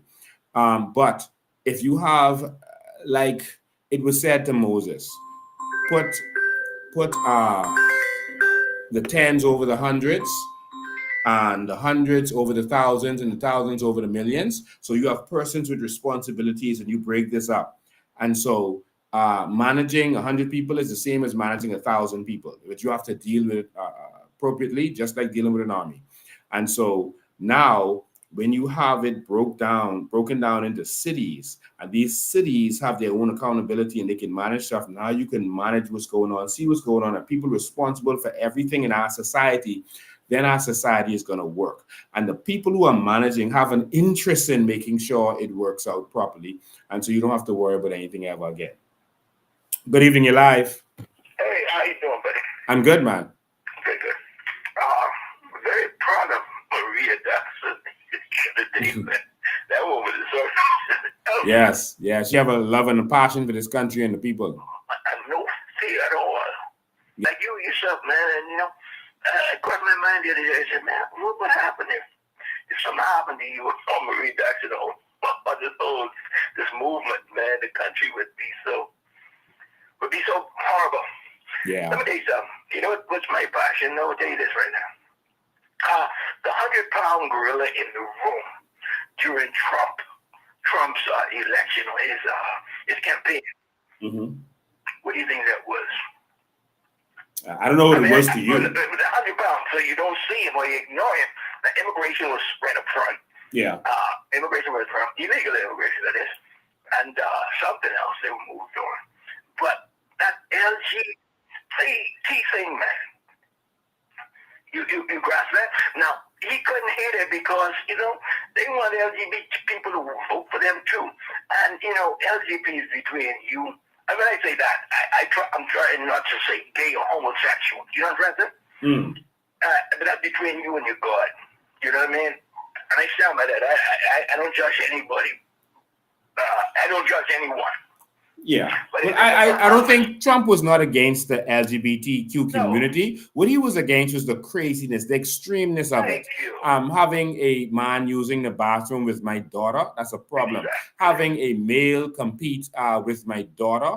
My daughter is a gymnast. She just competed this weekend and she got almost a perfect score and everything she did. I'm so proud of her.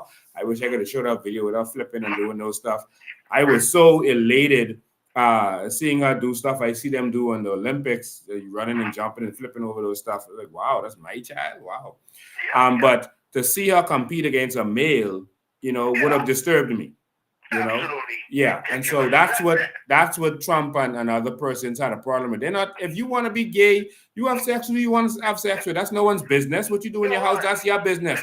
But don't try to put policies in place to influence my children. And don't try to do stuff that's going to affect my daughter in the bathroom. Absolutely. Yeah. You want their safety, you want their peace of mind. Like, this could be disturbing. I mean, as a matter of fact, I think we already mess about the generation of what the foolishness Biden was doing. I mean this. You know who was, in my opinion, who started this off? Oh. The first black president. Yes. Obama. Yeah. Okay? And I see Obama and Fred Mitchell. Well, really, it was Clinton that started it with "Don't Ask, Don't Tell" in the Army. So they softened you up, and then Obama took it to the next level, and then these guys, Kamala and Biden, went crazy with it. Exactly. I didn't even bring up Clinton. I don't even go back that far. But what we got here now in the Bahamas is what my focus I call you today. Bahamians. Let me talk to them for a second, man. You're Christian people. God hates that stuff. It's an abomination for him. But you guys still vote in these people. The other day I heard, I didn't hear about this, but I heard the other day you were in a church with one of them, and they gave him more honors than you. That's what I'm hearing on a podcast somewhere. So you're talking about Fred Mitchell. I was at a church with Fred Mitchell. Yeah. They seated him up front, and they seated me in the middle of the church somewhere. And the pastor actually he corrected that. He fixed that. Thank you. I condemn every church, but you know I am, sir. You know I am a son of a preacher man. Mm. And I condemn every church that honors these people who come inside there when we're supposed to be one in God's eyes. Give them a whole bench. Why we got to squeeze? But I hope when you come, man, you change all these foolishness, man, or listen to the people and get this place back like Trump did, man. Trump just, the vote for him just killed the whole place. The vote for him, what it did, the 60 flag gone, right? You know that? I mean, sorry, that LGBT flag is down. Yeah. He said that right away. Taking everyone down from every embassy in the world. So, for us to mend ourselves and get back on top, man, we really got to keep God in mind. Yeah. And listen to it, you know, because I just want to say before I hang up, man, you don't know how deep these things go. All of a sudden, 4 years, 5 years later, you wake up and you find yourself in absolute hell because you didn't do what God said to do. Now, you people, the Bahamas, demon people, you all know. You all know who's what. Yeah. Just like how we voted in the Haitian Prime Minister, you voted, my God, we're in trouble, man. Yeah. Anyway, thanks for calling, man. I appreciate it. 803-5995 is the number. Like I said, what people want to do in the privacy of their home, that's nobody's business. But, you know, we don't like Fred's approach of trying to force these things on people. And every time this government comes in power, they started trying to put laws in place to force the agenda on the Bahamian people. And so Fred is normally behind that. And so we're just against that. If someone's calling me, but they video calling me. You got a regular call. And so we have a problem with that. All right, we get the other line. Good evening, you're live. Yes, good afternoon. Good afternoon, Mr. President. Good afternoon. Yes, good afternoon, Bahamas. Good afternoon, COI Nation. Yes. You know, Mr. President, it was a joy and a privilege to be in your presence the other night at the church with all the delegates and supporters and branch leaders. It was awesome. The supporters of the COI showed up in droves. Only a room, standing room only. Even on the outside, men and members on the outside talking and communicating. Yes. That was awesome. Yes. And the thing is, the Bahamian people have woken up. Yes. And when I talk to Bahamians in the area in which I live and downtown, if you ask a Bahamian who you were voting for, the majority of them would say they don't know. You know why? Because the PLP and the FNM have failed the Bahamian people. Yes. They have failed the Bahamian people big time. And another thing that I recognize is that why don't we see the Bahamas Christian Council and all the pastors in the Bahamas marching towards Bay Street and in Parliament Square telling the government and the opposition to let the Bahamian people go? Now, my thing is this. We give our tithes and offerings, say, to the pastor, right? And we should be giving it to God. But do we see it in our church fellowship? Now, I'm not saying for people to come out of the church. I'm not marching down Christians and church folk. But the thing is, when you have a lot of Christians out there in different denominations saying, oh, I don't vote. I'm not going to vote. And the Bible says, occupy till I come. The Bible says when the righteous bear rule, the people rejoice. And when the wicked bear rule, the people mourn. Is the Bahamas and the Bahamian people mourning today? Are they mourning Bahamas? The Bahamian people are mourning because the wicked is bearing rule. And some denomination says, we don't vote, but yet they want to represent God. And they wouldn't stand up and vote.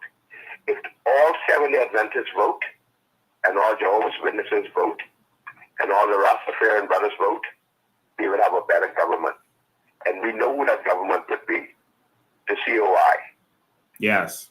The COI is for you and I, Bahamas.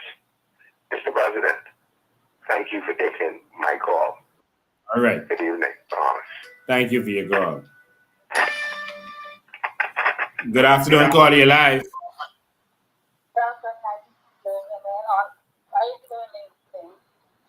Go ahead, you're live, caller. Yeah, I'm trying to find out what we could do different for better the country and the more better and the action of the PLP. All right, that's your question? Yes. All right, thank you. You want to stay on the line or you want me to just answer it? You hang up. You want I can stay on the line. Okay.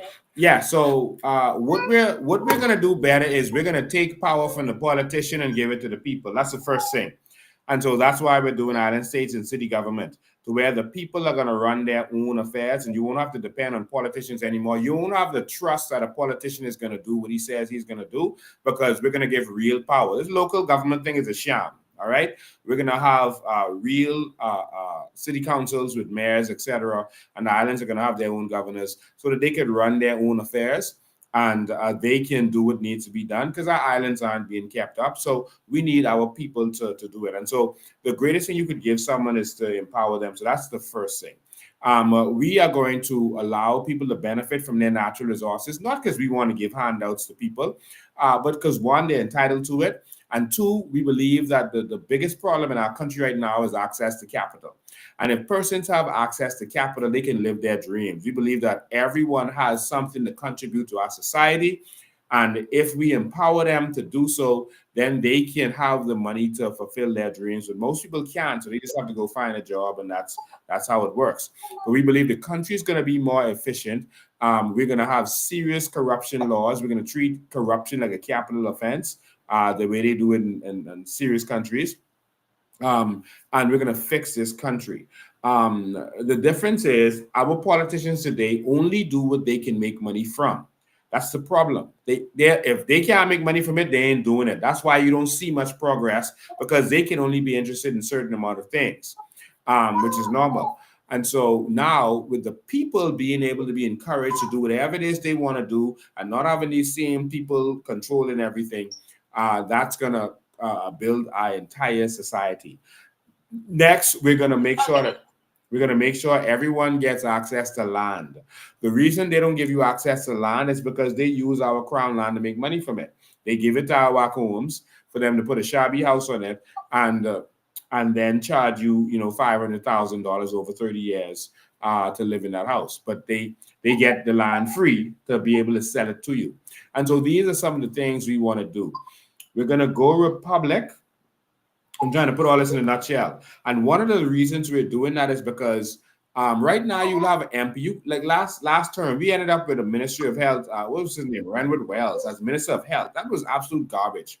When we go republic, as you see what's happening with Trump now, we will be able to appoint qualified persons to run the different ministries. They don't have to be an MP. They can be, but they don't have to be an MP. So you can have someone who is qualified in the hospital industry, who have a lot of experience.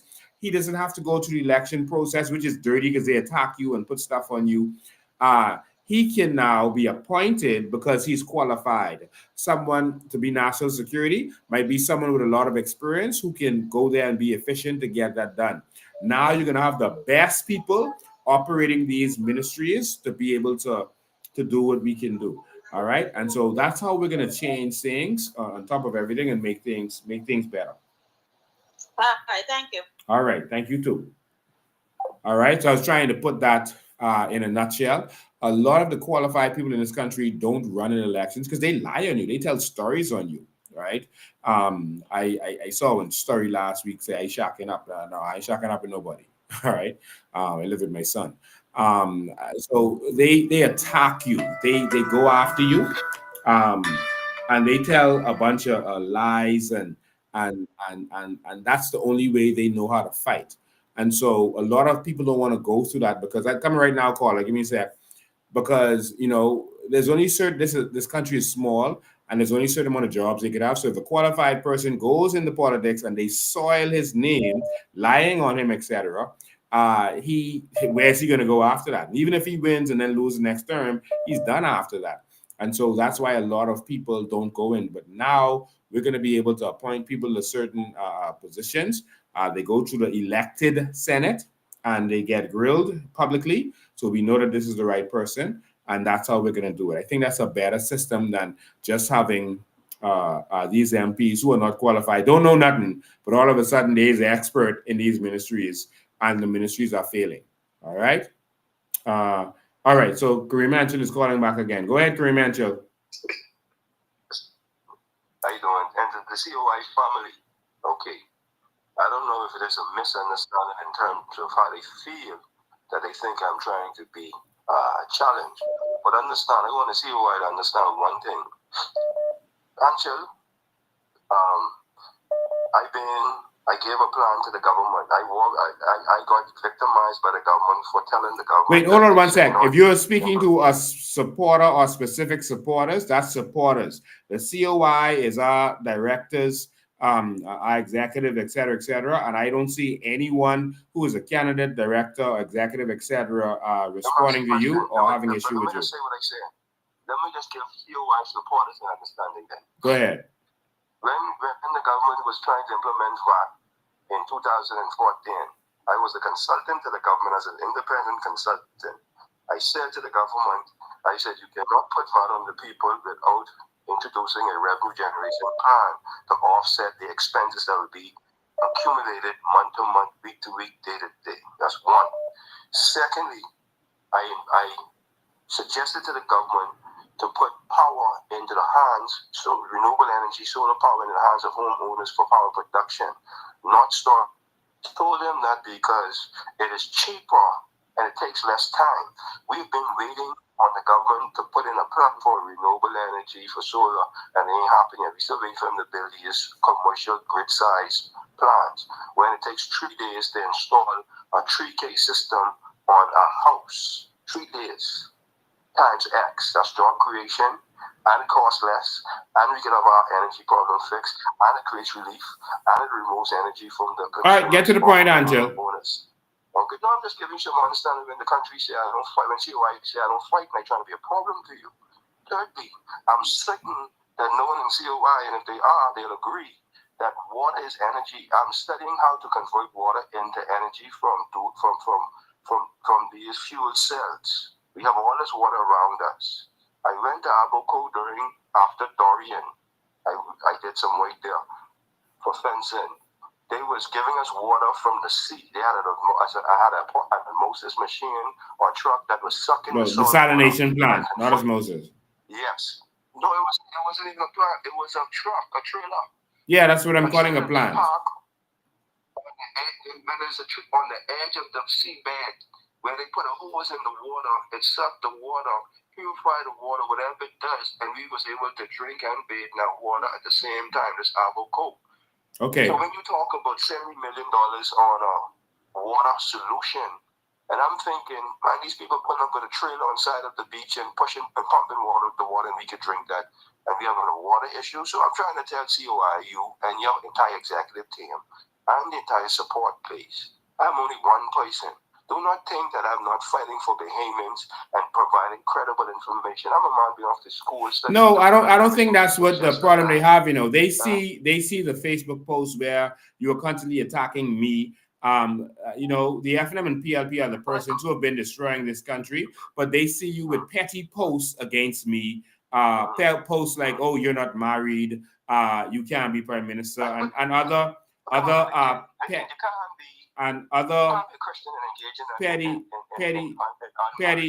petty posts. That's none of your business. Whether someone has sex or not. All right. Listen to what I'm saying. All right. Nelson Mandela was not married. He's one of the greatest leaders in this country. When he became president, he was not married. Marriage has nothing to do with whether you can lead this nation. Moses sent his wife home. All right. He sent her home. He sent her home. All right. Now, my religious beliefs has nothing to do with the governing of this country. We need people who, of course, are moral and etc. But whether they are married or not has nothing to do with whether they are capable of running this country. And so that's really what it is. Your personal life has nothing to do with that. I'm not interested in your personal life. I'm not interested in anyone's personal life. What I'm interested in, can you take this country to the next level? Because God picked a murderer called Saul to take his Christian people to the next level. A murderer, the most unqualified person that you could imagine. He picked that young man on the way to murder Christians, just coming from murdering Christians, and he picked him because when God chose you, he chose you from before you were born. All right.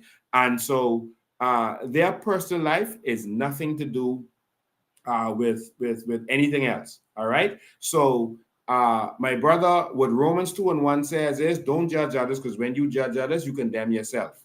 All right. So I just want you to know that. And simple as that. So God bless you. Thanks for your call. I appreciate it. But my brother, the PLP and FNM are the enemy. All right. The PLP and the FNM. And it's them who have been raping and robbing this country and destroying this country. Simple as that.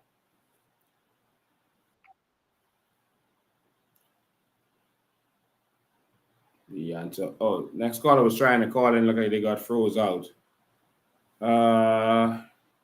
You might have to call in a regular line call. I see you calling in. I don't know what happened to this WhatsApp. The WhatsApp must don't like handshell, so that's what happened. All right. Yeah. So again, that's the politics of these. WhatsApp is back up now. You can call on that. That's the politics that these people play. They try to attack you personally, etc., etc. Listen, man, what I looking for? I'm not looking for holier than thou. Because when God decided to move, he didn't go for the priests. He went for the custom fishermen to transform them. He doesn't look for the holy people. When God makes change, he doesn't go for the status quo. He actually picks regular people, people that we would never think are qualified, and he uses them. He used a man like David, as sinful as David was, and picked him because he was a man of God's own heart. All right, so that's the end of that. First caller, you're live. Go ahead. Good afternoon, Chief. Yes, go ahead. Happy New Year to you, man. And guess what? Yes. I ain't perfect, and you ain't perfect. No. And let me tell you something. We here in Grand Bahama, I don't know what's going on, but they just had one big closed door meeting by the PLP headquarters. Wow. And they scared. Yeah. All I saying to you, whatever you're doing, don't stop. Yeah. If the haters don't like it, we love it down here in Grand Bahama. All right, man. And don't let no one rush you. And don't let no one tell you nothing, because you know exactly what the plan is. The plan is to mash up the enemy, man. Yes. And we love you down here, big brother. Thank you, my brother. All right. Yeah, man. We're gonna take back everything the enemy stole from us, and I don't have any problem answering any question about me. I was married. That didn't work out. I don't ever speak any ill of my ex-wife. I was married. I'm not someone who is not interested in marriage like Fred Mitchell and those kind of fellas. I am going to get married again, but I have to take my time and make sure I choose right. Marriage is something very important, but that's my personal life. In the meantime, I'm married to this mission and I'm going to make sure it happens. I might be married before the election and I may be married just after election. But again, that's my personal life. I am married to this country and we are going to transform this nation. That's what we're going to make happen. All right. Good. Let's go to the next caller. Call you live. Go ahead. Good day, how you doing? I'm awesome, man. That's good. Good afternoon, everybody. I was listening to the live, and a young lady called and said, "What are you going to do different from the PLP and F&M to make it better?" And it was so easy to answer because I'm always in a situation of trying to reach out to certain MPs and different things like that. And I realized that if you're not in their constituency, they don't care about you. That's number one. They're not about helping somebody out of their circle. It's about gaining that vote at the end of the day. So what happens is they discourage a lot of people, young visionaries, who have these beautiful ideas. I talk about invention. And the way they get turned off from here to there, it's like, I might as well give up. And I know somebody personally, and I have to talk to you about that has the world's best charger. You hear me? A phone charger that a Bahamian made that I have in my access. I have all the details. He's making it from China. The manufacturers, everything. And I want everybody to listen to this live. There's a man that has a charger that's not out there that can possibly gain millions, and he is went to every politician to help him, and everybody turned him down. Everyone, I couldn't believe it. I saw this device. I couldn't even believe a black person, not necessarily a Bahamian, came up with this idea. So I'm gonna message you probably tonight or tomorrow and send you all the information. Now, here's it. These hotels are taking advantage of the Bahamas. Everybody already know that. Virgin Voyage in Bimini. All of us went down there and was hearing the big plan before they build it and how they want to get involved with the Bahamian people. The minute that opened, Bahamians could not step foot unless you were working for them. So everything that said that they wanted Bahamian vendors, thinking this to do, they end up doing it themselves. Yes. Nobody, no, you cannot do that. No. See, and that's what's happening. All these investors coming in, and then they realize that, hey, okay, I don't have to look up for the Bahamian people. I can do this myself. The politicians tell me I can do it, so that's more money for me. So that's why this country is not in a good state the way it is. Look at Cabbage Beach. I was going to tell you, if you could drop a plan, that same little walkway, look at Marina Village.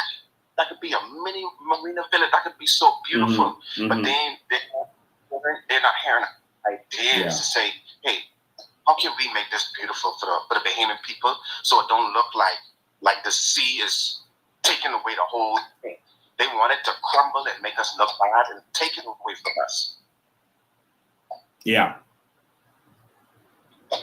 You know, so I want everybody to be encouraged, man. This thing, let me tell you something. San Salvador is a beautiful place. I visit there, and those people are getting paid $400 a week. You hear me? 90% of the people in San Salvador works at Club Med. Club Med owns San Salvador. We read stories of Christopher Columbus and all this place. That place is so beautiful. But guess what? They let the world put everybody.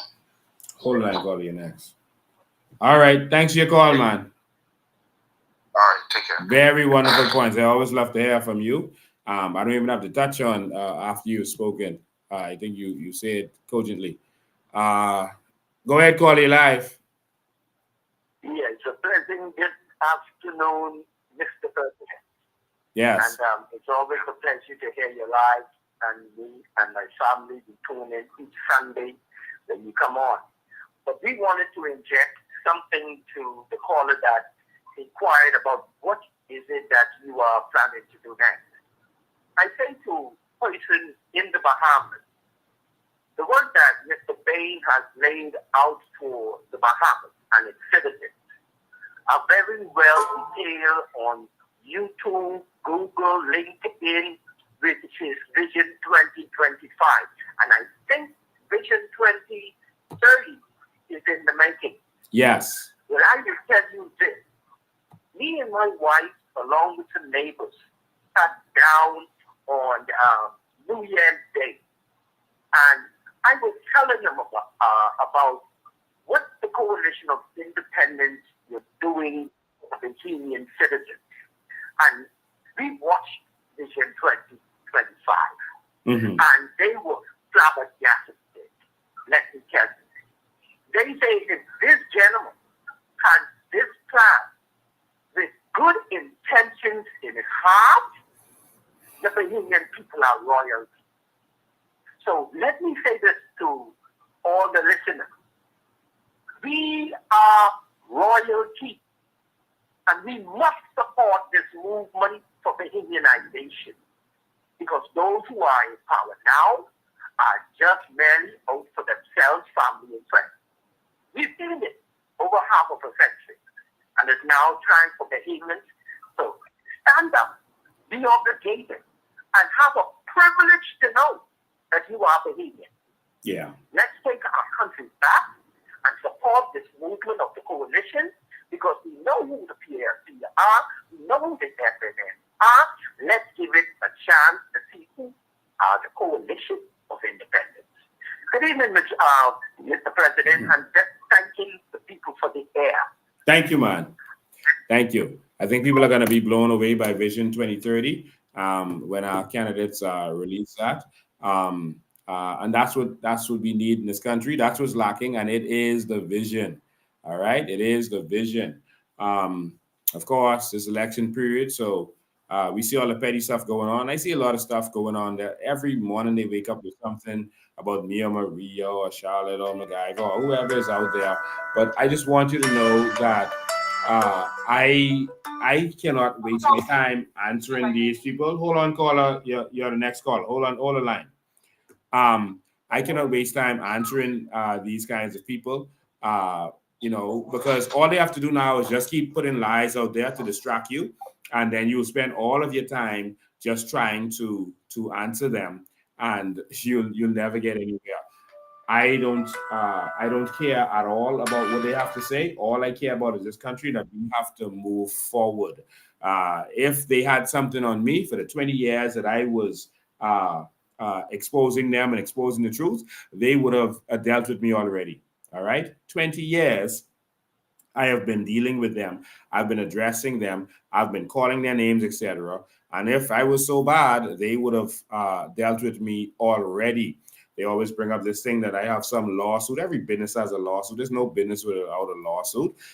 We invested in the business burned down, and the person said I should pay them back personally, and they brought some little write up to say I agree to pay them personally. I don't agree with that, so I put it through the courts. If I lose, then I lose. As simple as that. That doesn't make me a bad person. I did a business deal, and the person said I should pay them back personally for me losing and them losing. You can be the judge of that. It doesn't matter, but I know that our country is losing, and we got to fix that. And so that's why I'm in this fight. All right. So let's go to phone lines. Call you live. Go ahead. Good night, Mr. Bain, and good night, Bahamas. Good night. I would like to know what is the CRI plan for immigration, particularly these passports that have been clearly given out, where Brave is trying to create this whole new voting block. It concerns you.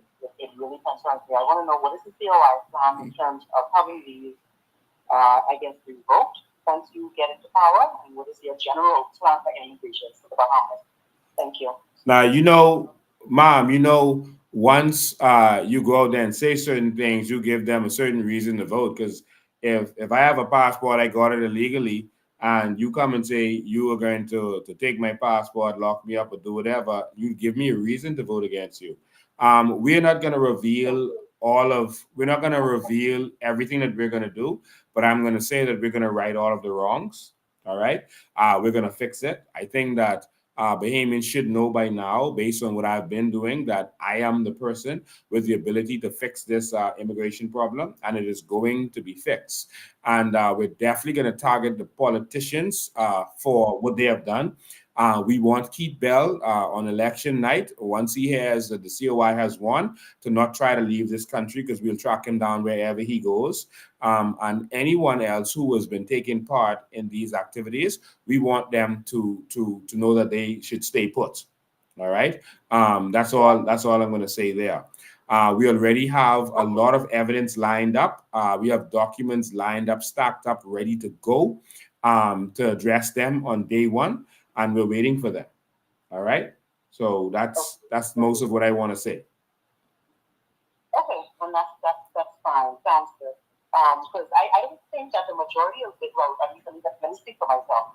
I don't have a problem with people who come to our country for a better life if you come the right way. Like, yes. People who are deserving of having getting citizenship. I know one of the plans that the party has is to stop giving out citizenship, and I fully agree with that. Yes.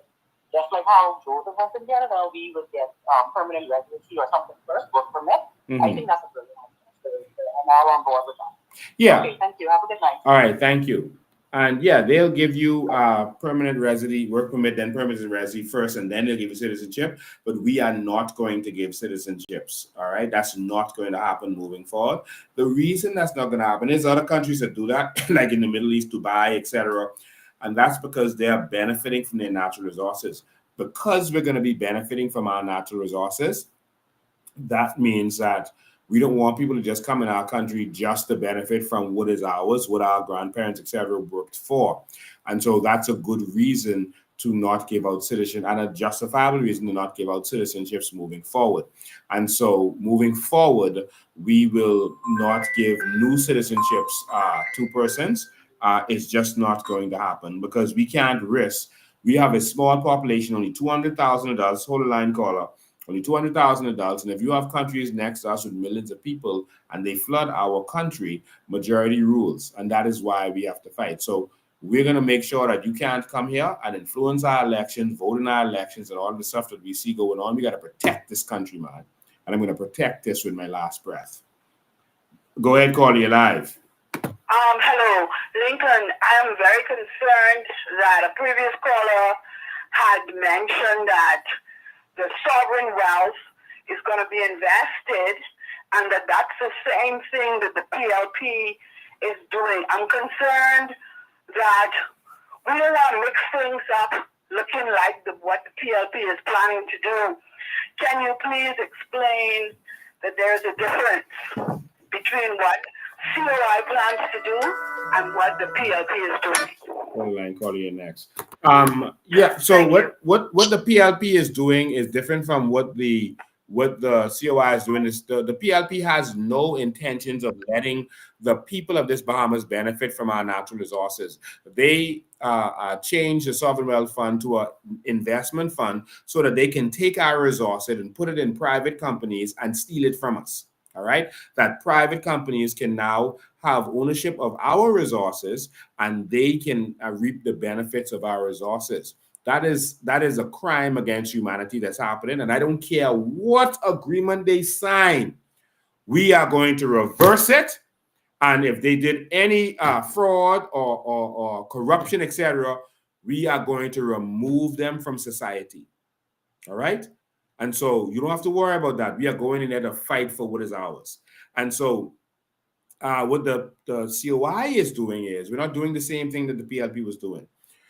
We are going to benefit from our natural resources. We're going to go into the salt industry bigger.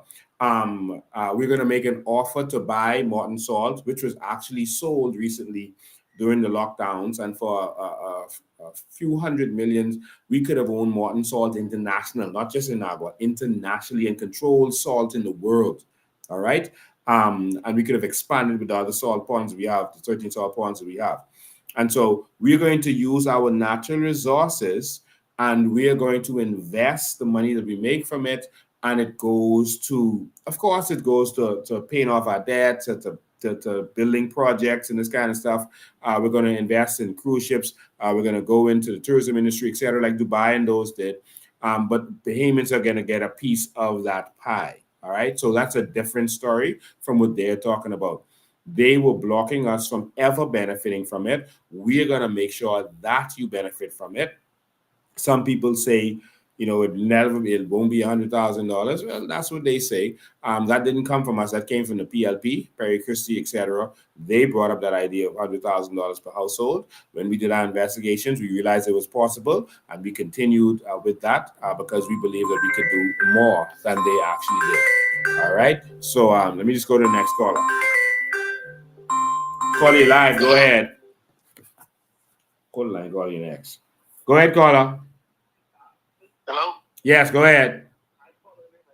Yeah. Call the line. Call you next. I want to talk about the carbon credits. Yes, go ahead. What it actually is for.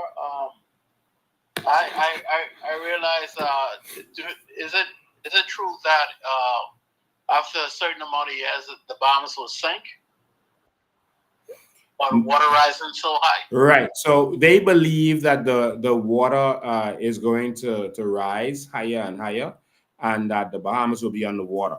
And so if that is the case, that's even more reason, because some people don't believe in global warming, and they believe it's a scam. But if that is the case, that's even more reason that we as a people need to start benefiting from the carbon credits. The purpose of the carbon credits is so that the people who are victims of the pollution that the first world countries are doing, and China, they're polluting the earth, making trillions of dollars per year, polluting the earth, making their products, and we are suffering from the hurricanes and from the backlash of it. And so it may come a time when if the population rises, we have to move somewhere else. If that has to happen, we need to make sure that our Bahamians can afford to do that. They can afford to go to any country to live, just like the politicians, if that is going to happen. So shouldn't we be acquiring a new Bahamas? I mean, at a different location? We can do that. Qatar is one of the biggest landowners in the world right now. They actually own more land in England than the Queen does, or the King now. And that's what they're doing. But the first thing you have to do is acquire your wealth to secure your future generation, so that no matter what happens, that you can be secure. What we are doing is we are trying to secure this country for our future generations, to make sure that we are able to live. So why I say that is, if we secure our nation we'll still want to sign what's there, and we relocate to another place so we can still be in control of the sign. Yes, the Bahamas will still be ours. The Ragonite, the sand, and everything that there, even if it goes underwater, will still be ours. Right. So I mean, people ain't getting it. I mean, this money to actually help relocate. So you could help these things to actually sell. Well, the first thing we need to do is we need to benefit so that we could be in a position that no matter what happens, there may be some preventative measures that we have that we can do to make sure that we reverse what is possible to happen. We may be a world leader. Like Qatar right now, because of their wealth, because of their strength, they are in negotiations with most world countries. When world countries are in conflict, Qatar is the in-between. Even with Israel and the Palestinians, Qatar is the in-between doing negotiations, not America, not England, etc. But they've positioned themselves like that. We need to negotiate from a position of strength. We need to strengthen our people, strengthen our nation, take advantage of what is in our waters, benefit from it so that we can be the change that we need to see. As simple as that. And we will have a country secure for our future generations, or that they can be secure. Right. So why call you and ask you that is the Bahamian people need to change their mindset and figuring out an exit plan. I mean, although you need to still be on top, but I mean, you need to start thinking now. Yeah. Before it get out of hand. Yeah. But that's what I wanted to bring attention to the Bahamian people. That's all. All right. Thanks for your call, man. No problem. All right. Call you live. Go ahead. Mr. Ben, Yes. quick. What is our position on taking pictures or videos of police infractions when they do it right in the front of us? You have a duty to do that. As a just and righteous citizen, you have a duty to do that. Absolutely. Even Wayne Monroe said, because I brought it up a couple of times in my life, even Wayne Monroe confirmed that you have a right to take video of a police officer. They take video of you. They have on a cam. They're taking video of you. You also have a right to take video of them. All right. It's just that. This happened to Miss Jackson the other day. That's why I called you, but I got her track. Yeah, that happened to her with a defense force officer. Yes. And she just kept questioning why. But of course, you have a right to record. Yeah, you're not the only place you can't record is in a place where privacy is expected, like in a bathroom or in a bedroom. Like you can't go to someone's bathroom with a camera and point it into their bathroom or into their bedroom. And so outside of that, if someone is outside or in a public place, you are free to record them. Can anything be done to that defense officer? Yes, but Maria knows what to do. Thank you. But normally, Maria is doing these things for the public good, and it's just a political kind of protest. So she normally doesn't do them, or she isn't interested in doing anything to them. The guy's getting on to me. He's telling her, I don't give you permission to take pictures of me. Yeah, she don't need permission to record him. As she was recording him, there was cameras right down that building recording her, right? She didn't give them permission. He's wearing our uniform that she said. Yeah. She paid for. Yeah. Thanks for your call, man. Thank you. All right. Call you live. Go ahead.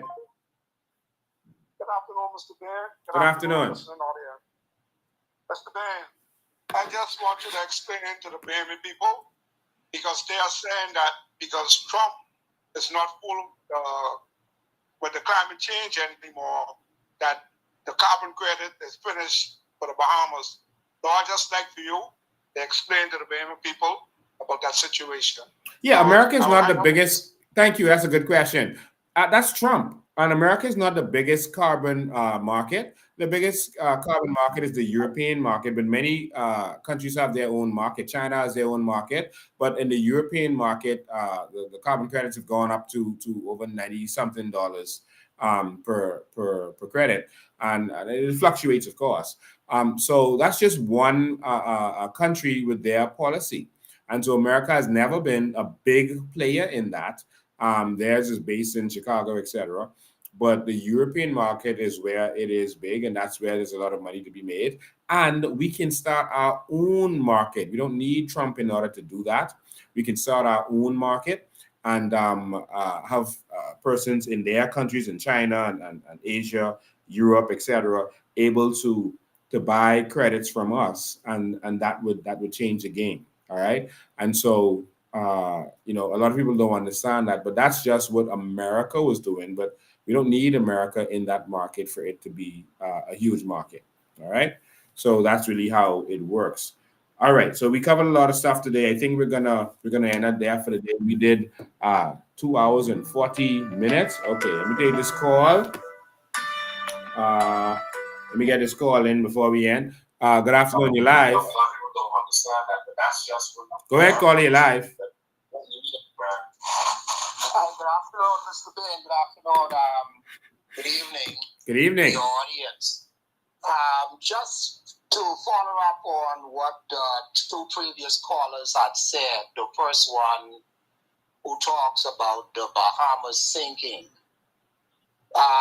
We must first of all go back to the original landmark and realize that the law stated in the original landmark, and I'm talking in terms of the supreme law, that it is the Almighty God that sets the boundaries for the sea and gives the ocean its limits or boundary, that it shall not cross the landmark, it shall not cross the shore. And there are many scriptures where you can find this. If you look it up, where God sets the boundaries for the ocean. So our islands of the Bahamas is truly protected by God. and it is him who have set the boundaries. Another thing where Mr. Lynch Jones just calling, I had the same concerns, where Donald Trump is saying that he is not a fan of climate change, and that is our next door neighbor. But you answered that very well, because the European market is one of the biggest clients for carbon credits. So you answered that very well. So I don't believe that it's going to be a threat. But what I do believe is that what we need to do is we need to begin to move forward with this swiftly. And that is why we need to get rid of the F&M and the PLPs, because they are not going to move forward with this thing swiftly so we could benefit from what we have. We know times and season will change. And as times and season change, it could swing it to the left or it could swing it to the right. But right now, it is swing to us where we can benefit from it. We need to move fast on this opportunity. Yes. So thank you so much. But I just want us to know the Bahamas has always been protected by God, and the Bahamas will continually be protected by God. Thank you, We man. don't have to worry about sinking because He got us. Thank you. And that is our biggest defense force of this country. It has been our ancestors' defense of this nation. And so once we stick with the whole landmark and we stick with the things of the laws of God, then I don't see us sinking no time soon. All right. Thanks, your God. All right. And so for persons who are talking about Trump, I've had conversations with persons on Trump's team, policymakers, etc. And so I'm not going to reveal anything. But for example, Tesla does not benefit from Trump's stance on EVs. Trump ended the mandatory EV rule that was pushed out there. It wasn't an actual law, but that was being pushed out there. And that doesn't benefit Tesla. But Elon Musk, hold the line, caller, coming right now. Elon Musk still sees the need to work with Trump to better America for other reasons, and that it can benefit. So even though it could affect it in a certain way, it's still some benefit. So don't worry about Trump's policy on carbon credits. It won't affect it in any way. We just need to get in there and benefit from what we can, and that's it. The problem with the PLP and right now, well, Lefnam isn't going to do it. They're for the oligarchs, and Pintard has already told you he's not letting anyone benefit from natural resources because you're going to smoke dope and drink like he does. All right. So he has already said he's not letting you do it. And so the PLP doesn't want you to benefit because that'll stop you from being poor, and then they lose their base. Use this. Go ahead, call you live. Lincoln. Yes, go ahead. Yeah, Lincoln, what you saying? Yes. Good afternoon, Bahamas. Lincoln, I bet that gentleman, the last caller there, 1,000,000%. Mm-hmm. I don't know where these people get this foolishness from about the Bahamas gonna sink because of the water rising up and come. God has protected these seas for thousands of years, and you think that can happen? If that was gonna happen, that should have happened years ago. Years ago. Let them tell them stop putting fear in those that believe that, and tell them go sit small, because that will never happen. That ain't gonna happen. Okay. Thank you for your call, man. Thank you for taking my call, Lincoln. All right, thank you, Easy, man. All right. So again, ladies and gentlemen, thank you. Vision 2030 is going to be coming soon. Support the movement. This is right here. Let me send the links out to you again. That's GoFundMe. And the links coming on all of your platforms right now. That's where you can directly, if you're in the Bahamas, you can use this one to support us. Or if you're anywhere in the Bahamas or anywhere in the world, you can use this one to support us. It's GoFundMe. Or you can go to our headquarters. It's open every day from 10 to 3 in Pinewood. every day from 10 to 3. You can go there and you can support the movement. We're going to continue doing what we have to do to make this happen. We need your help, need your assistance. Every organization has to raise funds. Trump is a billionaire, and he had to raise funds to do what he was doing. The PLP and FNM raises funds all the time, and so we have to do what we have to do to get this done. Elections are coming. We want to change. You got to help us make that change. Come out and help us. Come out and help us to campaign, to walk with us, etc., so we can be this change that we need to see. All right, everyone, stay focused. We are going to win this. Now, how does this work? You have to evangelize. They can make us disappear from the media, like you saw in that story just now. They interviewed me probably for 15 minutes, and they didn't put a second of me talking. When they got back to the station, they said, "Oh, cut him off. Don't give him no voice." And so they can block us off from the media, but they cannot block you off from talking to your friends and family. They cannot block you off from evangelizing, which means to spread the message. All right. And so you have to talk to your family and friends. We're getting messages every day of certain businesses. That's all they talk about every day. COI, that change is happening everywhere. And the good part is the PLP and FNM can't see it coming because they block us from the media. They can't see what's happening. Families are saying that their whole family, maybe last election they had one person in the house. Now 6-10 people in the house are full COI. So we need your support.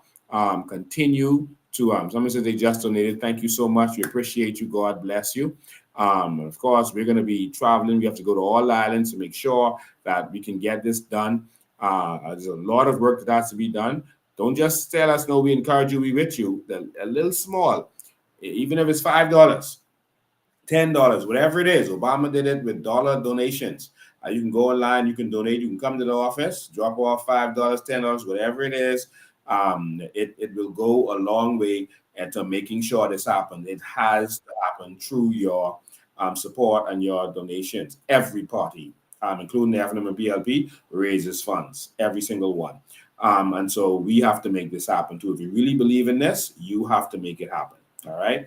That's the way it's going to happen. So like I said, some of us waste money on the smallest things. So instead of buying, some chocolate today, you save that $2 and you send it to the party.